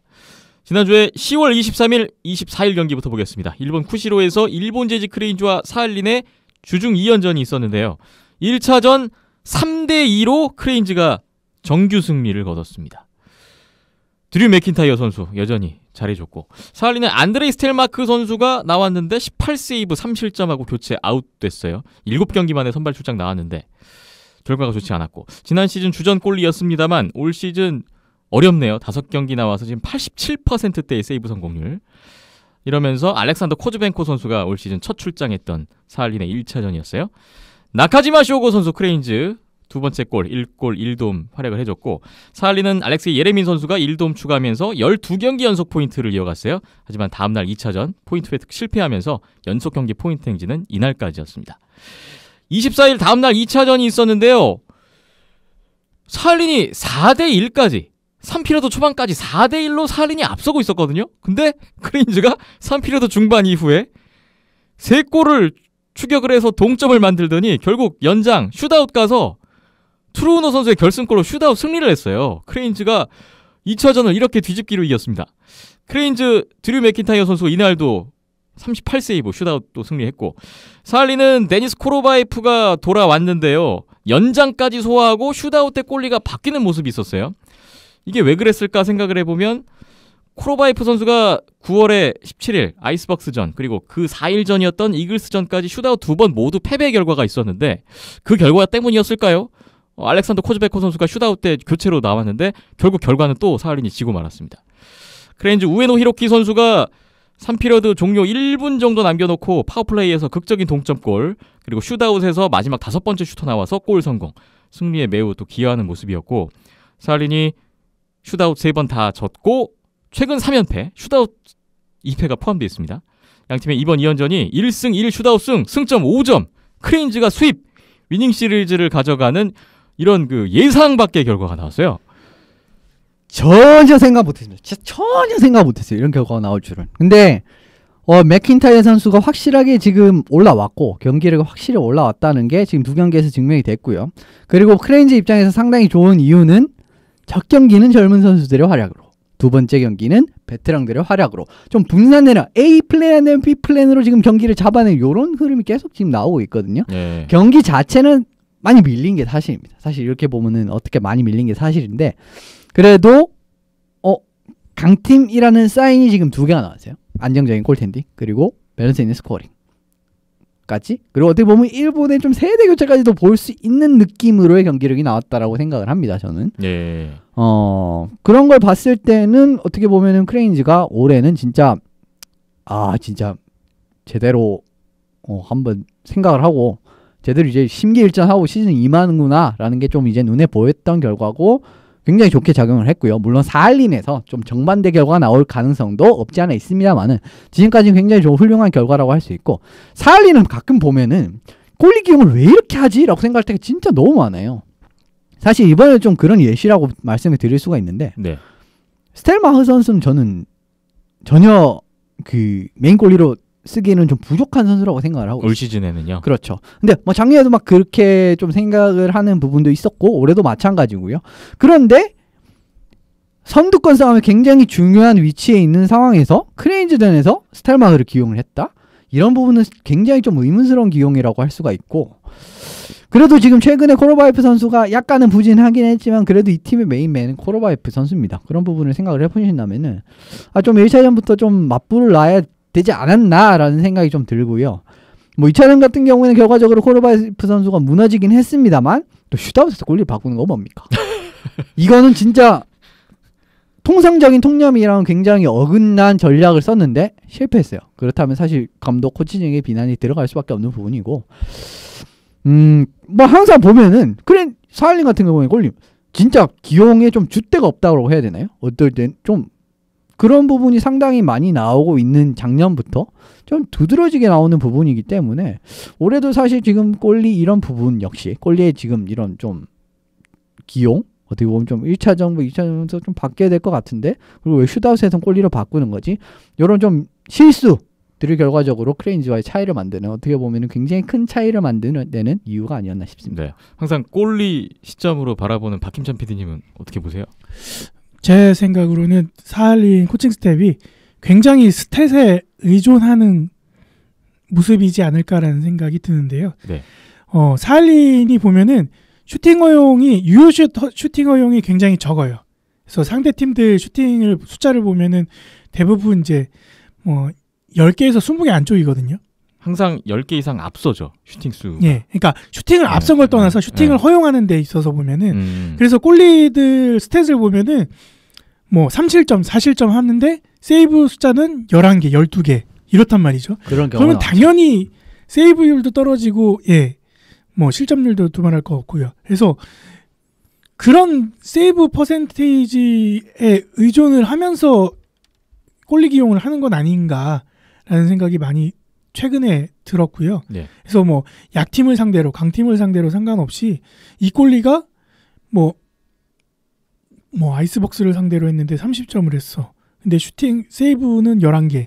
그러면은 맞아요. 그러면 그 다음 게임 바꾸고 80% 떨어지잖아요. 그러면은 너는 못 하는 거야. 바꿔. 이렇게 가는 그림이 너무 많아서 굉장히 스탯에 의존하지 않나. 그래서 이게 멘탈 관리 한다고 뭐 슛아웃 가서 또 오지면은 코로바이프는 슛아웃 가면 무조건 진다라는 이미지가 바뀔까봐 코칭 스텝에서 배려를 해서 바꿔주는 거일 수도 있겠으나 그게 배려일까요? 오히려 상처 아닐까요? 골리 입장에서는 거기서 교체 당하는 게 멘탈이 더 깨지거든요. 그러니까요. 그러니까 뭐 또 그렇게 봤을 때는 멘탈 관리 차원은 아닌 것 같고 그냥 단순하게 스탯에 의해 움직이는, 오히려 또 관리하는 측면에서는 뭐 명확한 증거가 되는 거니까 교체하는 이유나 아니면은 뭐 기용하는 그런 기준점이 명확하게 스탯이라는 기준점이 있는 거니까 어떻게 보면은 그게 맞다라고도 할 수 있는데 글쎄요, 이게 뭐 인간이 하는 스포츠이다 보니까 그런 기복이나 멘탈을 잡아주는 거 관리하는 데 있어서는 다소 좀 거리가 있지 않을까라는 생각이 들었네요. 사할린의 골리 기용이 이색적이긴 합니다. 크레인즈가 두 번째 경기 승점 2점 추가하면서 리그 선두 자리를 탈환했습니다. 크레인즈가 지난 4시즌 동안에 사할린전 22전 3승 19패, 정규패가 16번, 절대 열세였는데 이번에 사할린전 2연승. 크레인즈가 달라졌어요 라는 걸 또 한 번 느낄 수가 있었어요.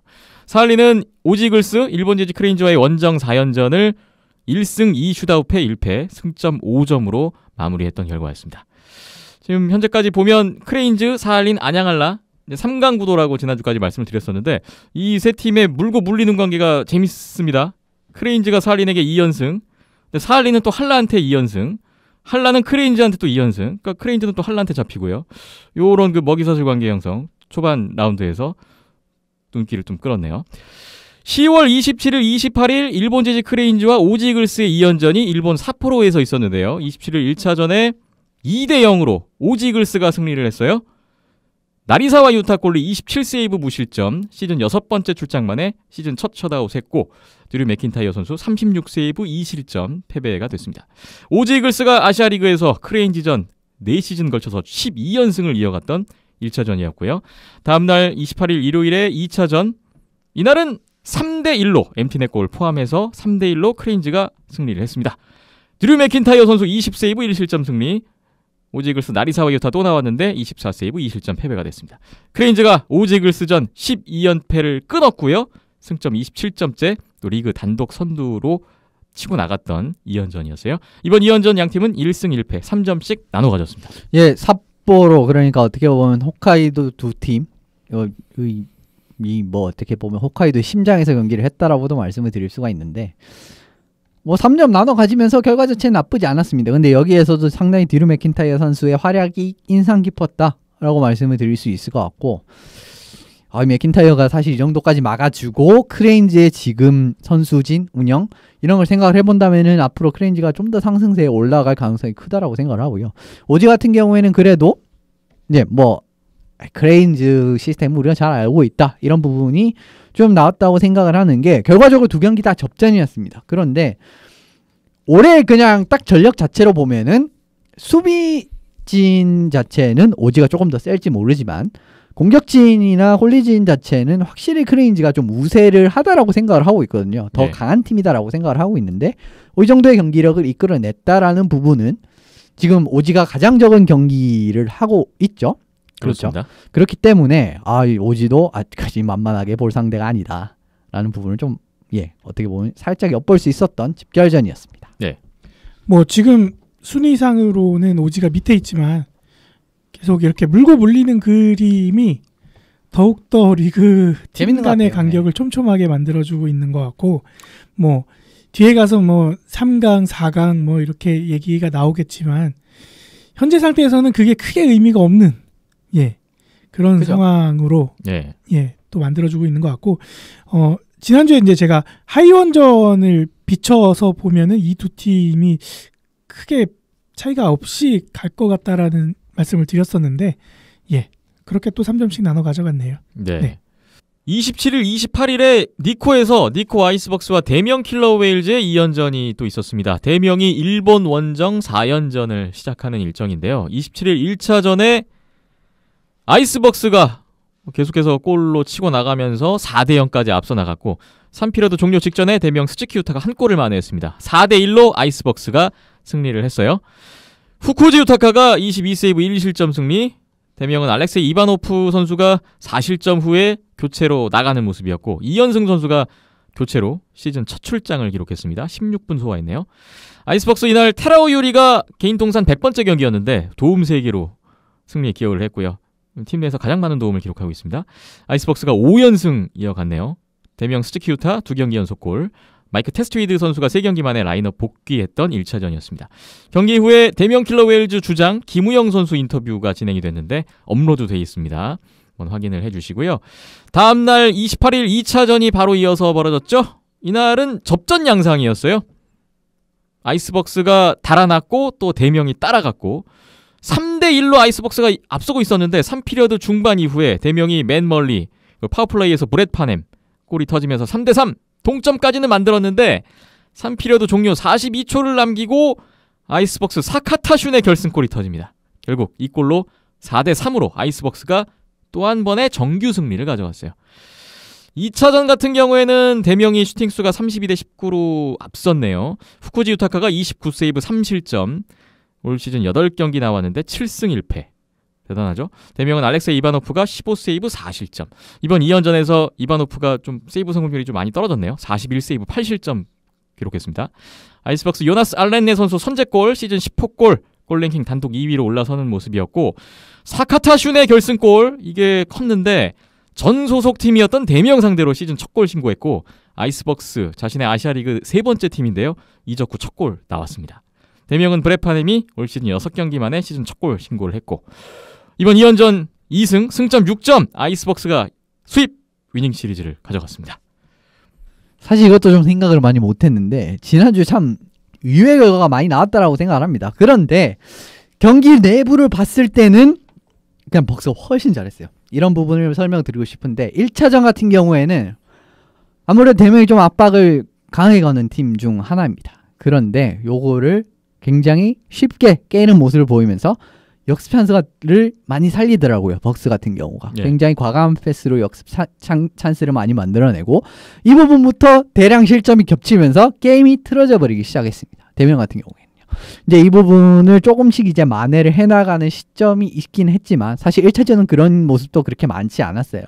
이제 이런 부분 뭐 역습적인 부분에서 하나의 큰 구멍이 났기 때문에 1차전을 패했는데 2차전 같은 경우에는 가만히 보시면 니코 공격을 풀어나가는 게 공격 지역에 진입을 하면은 굉장히 간단한 방식으로 풀어나갑니다.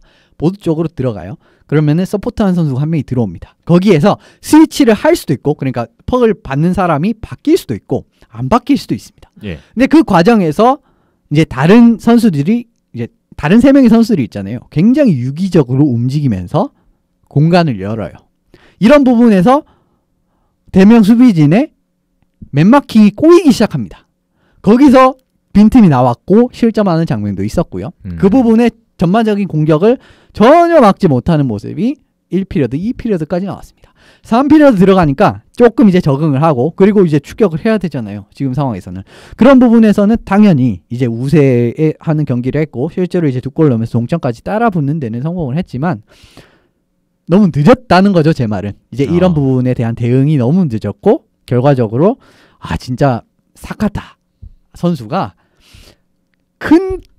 가끔 이런 큰 골을 한 골씩 넣어주는 선수예요. 몇 시즌 보면은 예전에 크레인지에 있을 때도 안양할라 2대1 승리를 할 때 두 번째 골을 넣었던 게 사카타였고 그것도 막 중앙에서 치고 들어와가지고 2대1 그냥 찢어버리고 수비 찢어버리고 골 넣고 막 이런 장면도 있었고요. 그리고 작년 대면 개막전 기억하실 겁니다. 연장 결승골이 있었죠. 그게 지난 시즌 유일한 골이었어요. 첫 골이었잖아요. 첫 골이었잖아요. 네. 대명에서의 첫 골. 네. 결승골이었잖아요. 니코에서 첫 골도 결승골이었습니다. 굉장히 이제 깔끔한 공격 진입을 해가지고 물론 브라이언 선수가 살짝 실수를 한 게 너무 크게 이제 결과적으로는 실점이 됐고요. 대명이 승점을 1점도 못 땄다는 거는 사실 2차전은 충분히 딸 수 있었던 경기였음에도 불구하고 전혀 따지 못했다는 부분은 결과적으로 안양에서 이제 안양할라와의 이전에 쌓았던 그 6점이 상당 부분 상쇄되는 좀 아쉬운 결과를 맞게 됐다라고 할 수 있을 것 같고 아이스박스는 역시 이래서 우리가 이제 뭐 경기력이 다 올라왔다라는 부분을 좀 증명을 했었던 요 2연전이 아닌가 싶습니다. 지난주에 이현숙 기자님이 아이스박스의 창이 생각보다 날카롭다. 그렇죠. 그 말씀 주셨던 기억이 나는데 이 수비의 안정감을 보여줬던 대명을 상대로 두 경기 다 4골씩 넣으면서 수입 가져왔습니다. 그리고 이번 시즌에 대명이 3골 이상 넣은 경기에서 진 게 처음 아닌가요? 그런 것 같네요. 예, 네. 그렇네요. 말씀 듣고 보니 그렇네요. 그 정도로 어떻게 보면 대명이 그만큼 실점을 안 했던 팀인데. 그렇죠. 예. 특히 2차전이 좀 아쉬웠습니다. 1분을 못 버텨서 1점마저 놓쳐버렸다는 게 저는 너무나 아쉬운데요. 2점이 될 수도 있잖아요. 사실. 버텼으면. 그게 더 아쉬워요. 물론 아이스박스가 요즘 너무나 좋고 상승되긴 그렇죠. 합니다만 아쉬운 결과였어요. 박힘찬 PD님은 어떻게 받아들이십니까? 이전에 아이스박스는 하이원을 만났었고 하이원은 그 지난주 주간 리뷰에서도 오강식 해설이 얘기를 했었는데 김영준 선수하고 통화를 하면서 아이스박스가 이렇게 달라졌다라고 얘기를 했었거든요. 예. 그 내용은 앞서 이현석 기자님이 그대로 말씀을 해주셨고요. 이미 그렇게 해답지가 나와 있는데 대처가 안 돼 있다는 거면은 예습을 안 하고 간 거죠. 네. 한라 숙제는 잘했는데 아이스박스 숙제 안 한 건가요? 그러니까 이게 회초리를 들어야 이게 집중을 하는 건가 모르겠는데 연패에 빠져서 절실한 마음이 생기고 벼랑 끝이라는 마인드가 있을 때는 그 정도의 집중력이 발휘가 됐으면은 그게 유지가 돼야 되는데 그게 안 됐다라는 거는 이거는 우리 학창 시절에 공부 못했던 사람들하고 똑같은 거거든요. 조금 아쉬웠던 게 그 부분 저도 동감을 하는 부분이 벅스전을 봤을 때는 그러니까 한라전을 봤을 때는 좀 한라에 맞춰서 준비를 해왔다는 느낌을 상당히 많이 받았어요. 그리고 실제적으로 그런 모습 많이 나왔고 패스기를 끊는다든지 한라가 이제 지역 진입을 하는 부분에서 옵션을 차단을 한다든지 그래서 덤프인을 강력하게 만들고 이런 부분이 보였는데 니코전에서 1차전을 딱 봤을 때는 왜 하던 대로 하지? 이 생각 진짜 많이 받았습니다. 하던 대로 하니까 니코는 많이 공부를 했거든요. 네. 역습으로 깨버립니다. 이런 부분이 그대로 약점으로 노출되면서 1경기가 게임이 틀어지고 2경기도 마찬가지였다고 전 생각을 해요. 네. 네. 지피지기면 100전 100승이라고 했는데 대명은 일단 나만 알았다는 거. 상대를 몰랐다라는 거. 그리고 앞서 뭐 인터뷰 영상을 보시면 아시겠지만 세현준 선수 인터뷰를 보면은 벅스가 많이 준비를 해왔구나라는 거를 느낄 수 있었다라고 또 얘기를 했었거든요. 네. 그 차이인 것 같아요. 그래서 누가 예습을 먼저 잘 해왔나. 그게 우등생으로 가는 지름길인데 그게 좀 부족했던 것 같고요. 대면 킬러 LG는 최근 4경기 동안의 실점률이 상당히 올라갔죠. 그러네요. 안양 경기에서도 실점이 많았었고 이번 시리즈에서도 실점이 많았었는데 MT넷 골도 없었고 순수하게 4실점을 했다라는 부분. 그리고 안양 경기까지 포함을 해서 보면은 최근 4경기 동안 실점이 높아진 거를 확인이 됐으면은 대처가 있어야 되는데 그런 수비적인 부분에 대해서도 대처가 안 됐다라는 거. 그리고 이바노프 콜리도 지칠만 하죠. 매 경기 3-40개씩 되는데 스표 세이브를 경기마다 3-4개씩 보여주는데 이게 시즌 내내 가는 거는 그러면은 KHL 가야죠. 그래서 지칠만도 하고 그리고 이제 뭐 그 외에 이야기를 또 전해 들은 바로는 이번에 이제 대명 킬러 LG 니코의 숙소를 마련을 못 했었대요. 니코 지역 뭐 축제니 뭐니 해서 그쪽에 숙소가 싹 다 안 됐다고 하더라고요. 그래서 좀 경기장에서 1시간 정도 떨어진 다른 도시에 숙소를 잡고 왔다 갔다 했었다고 하고요. 이바노프 콜리 같은 경우에는 이제 뭐 경기 준비를 하고 이런 데 있어서 시간이 좀 필요한 타입의 선수라고 하는데 그런 부분에서 조금 컨디션 조절이 어려웠던 부분도 없지 않아 있었다고 하네요. 그래서 이건 격가지니까 진 팀한테 그런 얘기가 나오면 핑계라고들 다들 하실 테니까 그냥 격가지로 들으시면 좋을 것 같고요. 이제 일단은 뭐 그건 둘째 치고서라도 뭐 준비가 덜 된 상태에서 게임을 치렀으니 이렇게 결과가 나오는 건 어찌 보면 당연하다라고 생각이 들고 뭐 서영주 선수가 인터뷰에서도 말씀하셨던 것처럼 프리블레이즈전에서는 좀 더 절실한 마음으로 임해야겠죠. 네. 대명이 니코에서 승점을 따지 못하고 2연패를 했고 이제 코리아마로 넘어가게 됐습니다. 서영준 선수 인터뷰 업로드 돼 있으니까 또 확인해 보시고 아이스벅스가 6연승을 달렸고요. 한라, 사할린 제치고 2위로 뛰어올랐어요. 시즌 초반에 그 밑에 있던 아이스벅스가 6연승. 이글스, 하이원, 대명 상대로 지금 6연승인데 2012-13 시즌 이후에 6시즌 만에 개월수로는 5년 9개월 만에 6연승이더라고요. 팀 역대 4번째 6연승. 근데 그때 6년 전에는 차이나 드래곤 4승 포함한 6연승이었어요. 그러니까 이번 질적으로 좀 다른 것 같고 이 최근에 6연승 기간 동안에 경기당 평균 4득점에 1.67 실점을 하고 있는데 그 앞선 9경기 때는 어땠냐면 평균 2득점에 4.11 실점이었어요. 완전히 지금 최근 6경기 다른 팀이 돼버렸습니다. 테라오 형제, 테라오하고 후쿠지가 있고 없고 차이가 이렇게 나오는 것 같네요. 야, 이 아이스벅스가 이렇게 바뀔 줄은 사실 이 정도까지는 예상 못했는데. 근데 풀 전력이라면은 이 정도 할 거다라고는 다들 얘기를 하셨잖아요. 저는 솔직히 이 정도. 근데 아이스벅스가 지금 3위 안쪽으로 2위에 위치해 있는 거를 진짜 오랜만에 보는 것 같아요. 저는 풀 전력이라고 하더라도 프로 막차라든지 4위 정도 최선의 시나리오. 지난 시즌 이제 플레이오프 오지 도마코마이 가서 보여줬던 임팩트가 상당히 크다 보니까 뭐 그렇죠. 그 정도 임팩트고 그 정도 전력에 지금 더 보강이 된 상황이고. 그리고 오늘 발표가 났는데 러시아 선수 수비수를 한 명 더 데려왔더라고요. 아이스벅스가요? 네. 와. 아르템 도로페예프 이름이 좀 어려운데 26살 선수고 이 선수가 뭐 KHL 짱까지 있었고 대부분 3부 리그 VHL 아니요 2부 리그죠. VHL. 최근에는 카자흐스탄에서 3시즌 뛰고 작년에는 러시아 3부 리그에서 이제 경력이 있습니다. 어떻게 보면 사할린 선수들이랑 비슷한 경력을 가진 선수라고 할 수 있어요. 키는 이제 시에키넨 감독 시스템에 얼마나 이 선수가 적응을 할 수 있느냐 없느냐 부분인데 어쨌든 외국인 선수를 쓴다는 거는 올해 좀 각이 나온다라는 걸 해석을 할 수 있는 아이스벅스가 이렇게 공격적인 뭐 외국인 선수 카드 쓰고 이런 팀 이미지가 아닌데. 그러니까 사실 각이 나온 거죠. 벅스가 사실 굉장히 이제 재정적으로 상당히 좀 어려운 팀입니다. 좀 넉넉하지 않은 팀인데 굉장히 빡빡하게 예산을 쓰는 팀인데 어쨌든 뭐 쿼터는 아니지만 러시아 선수를 한 명 쓴다라는 자체가 좀 해볼만한데 이런 생각을 내부적으로 하지 않았나 싶습니다. 일단 선수 스탯을 보면은 가성비로 데려왔구나라는 생각이 먼저 들게 되는 거고요. 네. 그리고 요코하마 직결전부터 바로 투입이 된다고 하더라고요. 각 잰 거죠. 우승각 본 거. 네. 2011-12 시즌에 그때 역대 최고 성적이었던 걸로 기억하는데 아이스박스에서 예. 올 시즌 과연 기대감은 높아지겠습니다. 공교롭게도 2011-12 시즌에 잡았 6연승 상대들이 다 강팀인 걸 생각을 하고 그리고 올해도 지금 6연승 기간 동안 꽤 강팀들을 잡았잖아요. 그렇죠. 이런 걸 보면 좀 맞물려 있지 않나 싶네요. 연승 얘기가 나와서 조금 더 보태보자면 지금 올 시즌에 지금 현재 1, 2, 3, 4위 팀 올 시즌 절반도 소화가 되지 않았는데 다들 4연승 이상을 한 번씩 하고 있어요.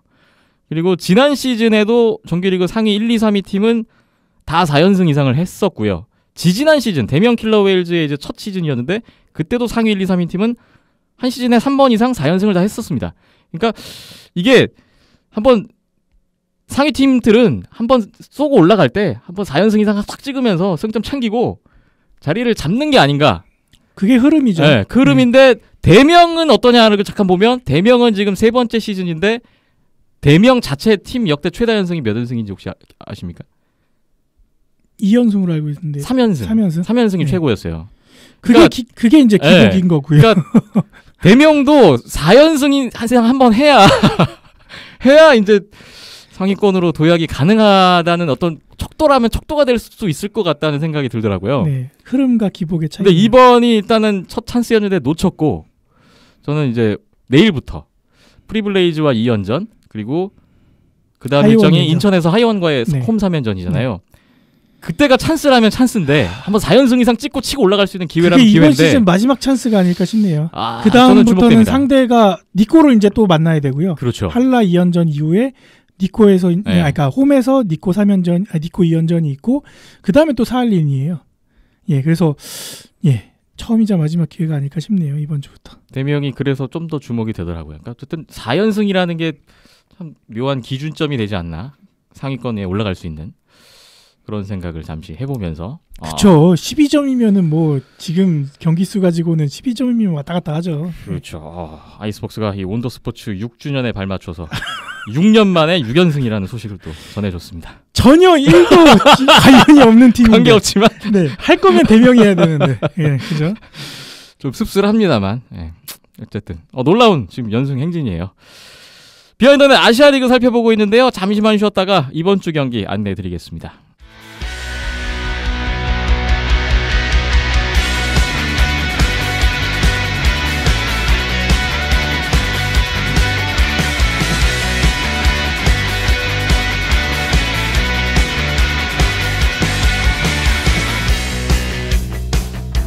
아시아리그 아이스하키 10월 28일 일요일 경기 종료 기준으로 현재 순위 먼저 보겠습니다. 일본 재즈 크레인즈가 14경기에 승점 27점 선두고요. 니코 아이스박스가 15경기에 24점 2위, 사할린이 14경기에 24점 3위, 안양한라가 13경기에 24점 4위. 야, 2, 3, 4위가 다 24점 똑같이 랭크가 돼 있고요.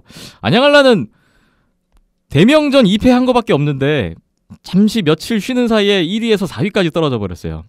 대명 킬러 웨일즈가 11경기에 16.5위고요. 하이원이 12경기에 15점, 오지글스가 10경기에 14점, 16, 15, 14로 지금 5, 6, 7위 세 팀이고요. 도크 프리블레이즈가 13경기에 9점, 최하위 8위입니다. 아이스박스가 이제 상위권으로 올라오면서 상위권이 더 재밌어졌고 대명까지도 한번 올라갈 수 있을지 하이원까지도 한번 기대를 해보겠습니다. 42% 정도 올 시즌 정규리그 전체 일정 소화되고 있습니다. 이번 주에 어떤 경기들이 있나요? 10월 30일, 31일, 화요일, 수요일 대명 킬러 웨일즈가 일본 코리아바에 가서 도크 프리블레이즈와 2연전을 갔습니다. 내일부터네요. 지난 시즌에 코리아마 첫 방문 경기라고 안내를 드렸는데 원정 4연전 마무리가 되겠습니다. 지금 대명이 아이스박스전 2패를 했기 때문에 이번 2연전 승점이 더 절실해졌어요. 대명이 이번에 2연전에서 승점 6점을 만약에 올린다면 하이원도 6점을 올리고 왔죠. 니코한테 2패하고 크레인즈, 아이스박스, 사할린, 한라와 이 5강 구도를 형성할 수도 있는 그런 지금 기회인데 주목되고요. 프리블레이즈 8연패 빠져 있습니다. 반대로 네. 프리블레이즈가 6점 쌓으면은 네. 중위권 갑니까? 5, 6, 7, 8위가 그죠? 다 같은 점수대가 되거든요. 경기 수는 약간 차이가 있지만 더 홈파망이 됩니다. 대명이 좀 승점을 가져와야 될 텐데 걱정이 이만저만이 아니에요. 지금 니코전 일단 치르고 보셨을 때 어떻습니까? 팀 컬러를 생각한다면은 아무래도 좀 대명이 충분히 2승을 할 수 있는 대진이긴 해요. 팀 컬러를 생각해보면. 왜냐면은 아무래도 벅스 같은 경우에는 지금 시에키넨 감독이 오고 난 다음에 팀 시스템이 굉장히 많이 바뀌었습니다. 이제 굉장히 뭐 스트레치 패스, 긴 패스를 즐겨 함과 동시에 그리고 지역을 뚫어내는 과정에서 예를 들면은 다른 팀 같은 경우에는 안 되네, 덤프하고 들어가야지 이런 마인드라면은 뒤로 돌아갔다가 다시 재진입합니다. 이 정도로 이제 완벽한 지역 진입을 추구하는 니코의 팀 컬러이기 때문에 아무래도 여기서 조금은 이제 대명이 핀트를 못 잡았다라고 생각을 하거든요. 그런데 블레이즈 같은 경우는 예전부터 굉장히 뭐 그냥 덤프도 많이 하는 팀이고, 그리고 지금 프리블레이즈가 선수진이 굉장히 얕아졌어요. 사실 이 정도면은 좀 진짜 타나카고 시시카노프 라인 말고는, 그러니까 이 두 선수가 구축을 하는 딱 라인 말고는 진짜 기댈 데가 한 군데도 없습니다. 좀 그래도 카와이 타쿠마 선수랑 뭐 타나카류 이런 선수들이 좀 받쳐줘야 되는데 지금 그런 모습이 전혀 안 나오고 있어요. 물론 뭐 2라인, 1, 2라인으로 나오긴 하는데 이 두 그러니까 앞서 말씀드린 타나카고나 시시카노프 선수를 받쳐주는 활약을 하는 데는 실패하고 있습니다. 이런 부분이 2라인부터 좀 차이가 많이 좀 난다, 대명이랑. 아무래도 이제 이런 부분 말씀드리고 싶고요. 그리고 원리도 물론 진짜 이토 유토나 하타가 진짜 갑자기 막 그 쉬는 동안 폼이 확 끌어올라서 훌륭한 모습 보여주는 하면은 조금 이야기가 달라질 수도 있습니다. 그래도 저는 최선의 결과가, 그러니까 그래도 그러니까 블레이즈 입장에서 최선으로 아무리 경기를 잘해도 지금 대명에서는 접전패 정도 수준이라고 봐요. 그러니까 어쨌든 대명이 이긴다는 거죠. 아무리 블레이즈가 지금 수준에서 잘한다고 할지라도요. 그래도 1라인은 어쨌든 힘이 있다. 여기서 실점을 하고 네. 그 다음에 뭐 어거지로 틀어 막힌다? 이러면은 이거 딱 하나입니다. 그 블레이즈가 이길 수 있는 시나리오는요. 그런데 다른 시나리오가 나온다면 사실 거의 모든 느낌에서 대명이 승리한다고 생각을 하고요. 그렇기 때문에 진짜 못해도 5점이라고 생각합니다. 이번 두 경기는. 대명으로서는 5점, 못해도 5점이다. 예. 저는 지난주에 이미 이번 4연전 못해도 6점은 가져야 된다 말씀했는데 6점 따야 될 것 같은데요. 박힌조 PD 어떻게 보십니까? 예. 말씀대로 6점을 따야만 하죠, 사실. 하는 상황이 되어버렸는데 전력상의 기복이 있는 팀은 아니잖아요. 대명 킬러 LG가 현재로서는. 그렇죠. 예, 문제는 이제 집중력과 멘탈, 예습복습 뭐 이런 건데, 예, 절실함이 남아 있고 거기에서 뒤따라오는 집중력이 살아 있으면은 6점을 충분히 따고도 남을 전력이기도 하고, 이현석 기자님 말씀대로 그런 상황이기도 한데, 1차전 때 승리를 크게 거두고 나서 2차전 때 풀어지지만 않는다면은 6점은 가능하지 않을까라는 생각이 들고, 네. 근데 또 이게 또 한쪽으로는 간질간질하게 불안불안한 게 지난 시즌에 그랬거든요.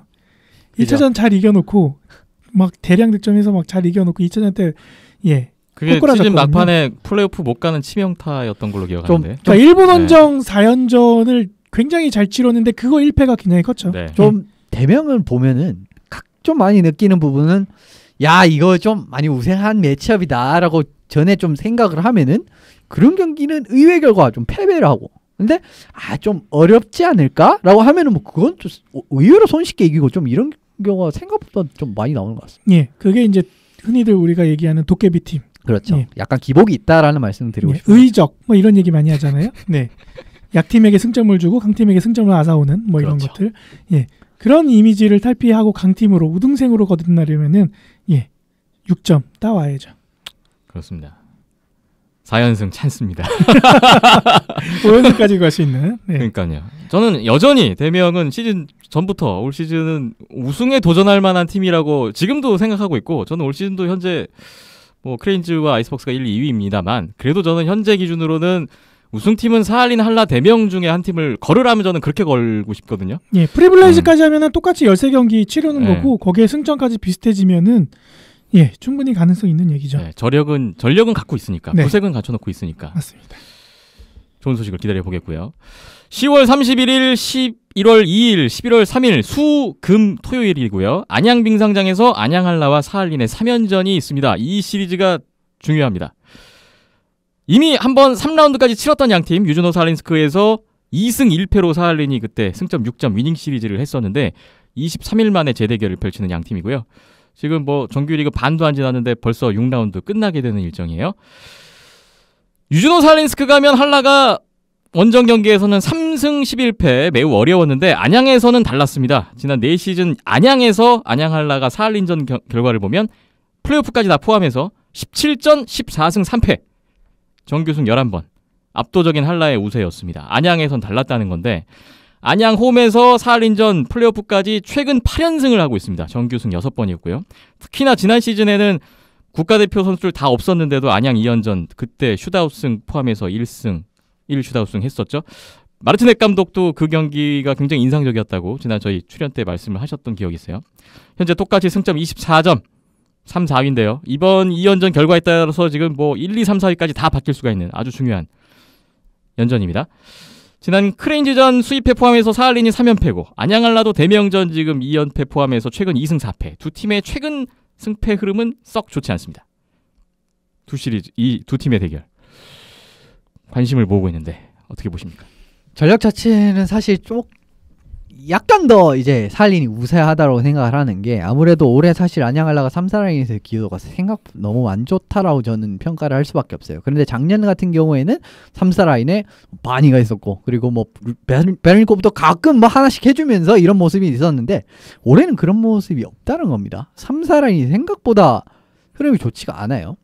그런 부분을 생각을 하는데 하지만 이제 뭐 사할린 같은 경우는 그래도 3사 라인이 그래도 좀 구색 있게 어쨌든 돌아가는 모습은 계속 나오고 있기 때문에 이런 부분은 아무래도 조금 약간 더 사할린이 전력이 좋지 않나 싶은데 결과적으로 한라는 골텐딩은 한라가 더 셉니다. 그 부분은 확실해요. 델튼 선수가 무조건 나올 거고 근데 이 사할린 같은 경우에는 기용도 그렇고 일단 코로바예프가 나오지 않을까요? 지난번에 2승 제 생각에도 코로바예프가 나올 것 같은데 그런데 이 팀은 또 앞서 말씀드린 기용 같은 이런 문제가 있기 때문에 그런데 또 갑자기 스텔마크 나오는 그렇죠. 갑자기 또 나올 수도 있는 거거든요. 이런 부분을 생각을 해본다면은 이 어떤 그 기용 그러니까 뭐 사실 어쨌든 기용을 할 거 아닙니까? 제가 생각했을 땐 코로바예프를 무조건 기용을 해야 된다라고 생각을 하는데 이 기용의 성패 여부가 아무래도 요 3연전의 향방을 가를 가장 큰 추가 되지 않을까 싶습니다. 사실 두 팀의 전력 자체는 근소한 우위 정도 수준이기 때문에 사실 근소한 우위인 것 같아요. 아주 근소한 우위. 뭐 한라도 충분히 이길 수 있는 그리고 홈에서 굉장히 승률 좋았거든요. 그런 부분 생각해 본다면은 제 생각에는 변수가 대부분 사할린의 골리 기용 하나입니다. 앞서 이현숙 기자님 말씀해 주신 것처럼 3사 라인이 안양 한라가 상대적으로 다른 시즌에 비해 좀 부진한 모습이 있다라고 말씀을 원래 이 정도로 주셨잖아요. 부진할 그게 아닌데 3라인엔 박우상 4라인엔 문국환이 있습니다. 두 선수는 대기록에 포인트 하나씩만 앞두고 있죠. 그렇습니다. 이번에 터질 것 같고요. 터지면 충분히 시리즈 위닝 시리즈 내지는 수위까지도 가능합니다. 3사 라인이 터지는 거는 곧 박우상 문국환이 포인트를 올린다라는 얘기니까요. 이왕이면 원정 때 가서 인천에서 못했으니까 지금 몇 경기째 지금 지금 근데 또 제일 열심히 뛰는 두 선수거든요. 항상 눈에 띄고 카메라에 많이 잡히고 활동량도 어마어마하고요. 그래서 뭐 이제는 결실을 맺을 때가 되지 않았나라는 생각이 들고 3사 라인 부활과 함께 사할린전 위닝 수입 했으면 좋겠고요. 충분히 가능할 것 같고 문제는 이제 공격력의 폭발력이 얼마나만큼 보여지는가인데 뭐 사할린은 명실공히 뭐 1, 2라인 막강한 그리고 1라인에서 특히 이제 포인트들이 쏟아져 나오고 있는 모습들이 꾸준히 나오고 있는데 지금 한라 같은 경우에는 최근 경기에서는 빌토마스 조민호 라인 아니면은 크게 지금 없는 상황이고 또 김기성, 김상욱에 대한 라인메이트가 아직까지는 계속 바뀌고 있는 실정이기도 하고요. 그래서 그런 좀 과제들이 해결이 돼 있겠죠. 시간이 좀 지났으니까 저희는 지켜만 보면 될 것 같습니다. 말씀 주신 대로 뭐 사할린의 1라인 막심 유시코프, 알렉스 예레민, 미카엘 크림쇼 이 세 선수가 리그 전체 포인트 랭킹 1, 2, 3이에요. 가장 한라로서는 위협적인 라인이 될 것 같고 한라는 조미노, 빌토마스 라인 이 두 선수 뭐 일단 해줘야 될 선수들이죠. 전 지금 현재 리그 플러스 마이너스 기록이 조민호 선수가 1위고요. 토마스가 3위에 올라 있습니다. 그리고 3, 4라인에서 좀 받쳐줘야 된다는 거. 9수 탈출 이번에 했으면 좋겠고요. 한라 많이 또 응원을 하고 있습니다. 온더스포츠 생중계 예정되어 있는데요. 10월 31일 수요일은 저녁 7시 경기고요. 10월 2일 금요일도 평일이니까 7시 경기고요. 3일은 토요일이니까 5시 경기입니다. 조금 시간이 다른데 요일도 평상시와는 좀 다르네요. 좀 챙겨주시고 많은 시청 부탁드리겠습니다. 예, 사할리 이제 비행 스케줄이 항상 이렇다 보니까 네. 예, 주말 경기를 못하는 아쉬움이 있는데 31일은 뭐 할로윈 대회 해가지고 뭐 이렇게 이벤트가 많이 있더라고요. 네, 그래서 오시면은 퇴근하고 오시면은 부랴부랴 오시면은 또 재밌는 거리들 많이 있으니까 즐기시면 좋을 것 같고 불금 안양에서 즐기시면 될 것 같고요. 예, 토요일 날 경기 보시고 일요일 날 푹 쉬시면 네. 될 것 같습니다. 네. 저희도 6주년 회식을 예, 일요일로 잡고 있거든요. 이번 3연전 끝나고. 네. 그래서 열심히 중계 준비하고 중계 열심히 하고 그다음에 회식하는 걸로 하겠습니다. 네. 11월 3일 4일 주말에는 일본 4팀이 요코하마에서 집결전을 갖습니다. 경기 안내를 드리면 11월 3일에는 일본 재즈 크레인즈 대 니코 아이스벅스의 경기, 이어서 도크 프리블레이즈 대 오지 이글스의 대결이 있어요. 일단 크레인즈와 아이스벅스, 지난 쿠시로 개막 2연전 크레인즈가 6대1 5대0 대승. 근데 당시에는 아이스벅스 후쿠지, 테라오 유리, 사토 히로토 부상 선수들 없었을 때였어요. 현재 1, 2위 맞대결 주목이 되고 프리블레이즈와 오지 이글스는 지난번에 하치노의 2연전에서는 1승 1연장패, 이글스가 조금 앞섰는데 이번엔 어떨까요?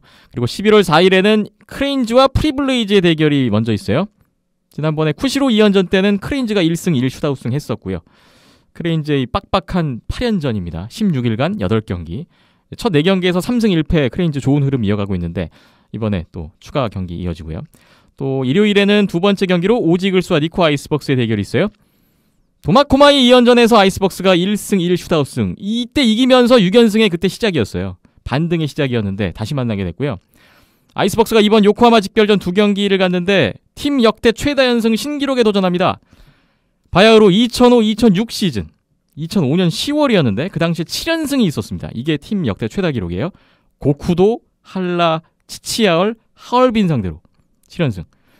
이번에 크레인즈, 이글스를 만나는데 13년 만에 팀 신기록이 달성될 수 있을 것인가? 아이스벅스로서는 이 기록이 달려있어요. 이게 되면 진짜 의미가 있는 게 크레인즈 이글스까지 잡아내면서 7연승이다? 아, 이거는 대단한 거거든요. 주목이 됩니다. 일본 요코하마 집결전 많은 경기들이 있는데 이 중에서 뭐 주목하시는 경기라든지 전망 어떻게 보시나요? 아무래도 벅스가 제일 눈길이 가네요. 어느 정도로 어떻게 보면은 진짜 컨텐더 팀인 오지랑 어떻게 크레인즈를 상대로 얼마나 또 본연들의 경기력을 보여줄 수 있을 것인지 이런 부분이 상당히 기대가 됩니다. 특히 크레인즈 벅스의 첫 대진이 제일 재밌어 보입니다. 1, 2위 대결. 그렇죠. 예, 저는 이제 크레인즈가 더 주목이 되는데요. 최근 흐름도 좋고 일본 직결전, 요코하마 직결전까지 잘 치러내면은 독주 체제까지 갈 수 있는 가능성 있죠. 크레인즈이다 보니까 네. 그러면은 후반기에 가서 충분히 우승 경쟁에서 우위를 점할 수 있거든요. 또 단기전에서는 또 흐름이 굉장히 중요하니까 한번 흐름 타면은 연승은 또 일도 아니죠. 그래서 크레인즈가 많이 눈길이 가네요.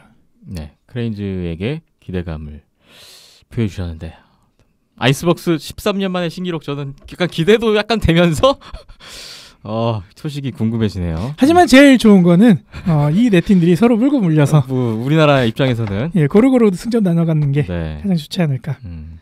저는 지금 크레인즈가 일정이 되게 빡세잖아요. 그러니까 아까 그 사할린 한라 대면 가운데 우승팀 걸으라면 건다고 하는 이유가 저는 크레인즈는 아이스벅스가 현재 1, 2위에 있긴 하지만 이 두 팀 같은 경우에는 부상 선수가 나왔을 경우에는 티가 확 날 수 있는 팀이라고 사실 봅니다. 아이스벅스 실제 그랬고 크레인즈도 지난번에 뭐 잠깐 트루너 못 나왔는데 살짝 좀 기미를 보이기도 했었고 그래서 그런 측면에서 상대적으로 이제 뒤로 갈수록 선수층이 두터운 사할린 한라 대명이 좀 더 유리하지 않을까라는 예상이 있는데 크레인즈 이 빡빡한 일정 속에서 저는 좀 부상 선수 나오지 않게 좀 조심해야 될 것 같다. 이게 몸이 피곤해지면 부상 발생 가능성도 높아지니까 좀 그런 부분도 좀 주목을 해보고 있습니다. 주간 아시아 리그 리뷰 여러분 알고 계신가요? 보고 계신가요? 계속 업로드 되고 있고요. 이제 다음 회차는 안양알라 사할린 3연전 끝나고 예, 이번 주는 그림이 없어가지고요. 네, 제작해서 업로드 될 겁니다. 관심 부탁드리고요. 오늘 170회 여기까지입니다. 다음 171회 11월 4일 일요일 정도에 안양 3연전 끝나고 준비를 하고 있겠습니다. 홈페이지 온더스포츠.tv고요. 페이스북, 유튜브에 온더스포츠 검색하시면 되고 네이버 스포츠 라디오, 네이버 TV에도 온더스포츠 열려있고 팟빵과 아이튠스에도 있습니다. 많은 의견 부탁드리면서 오늘 물러가겠습니다. 박힘찬 PD, 이현섭 기자, 저는 김태범이었습니다. 함께해 주신 여러분 고맙습니다.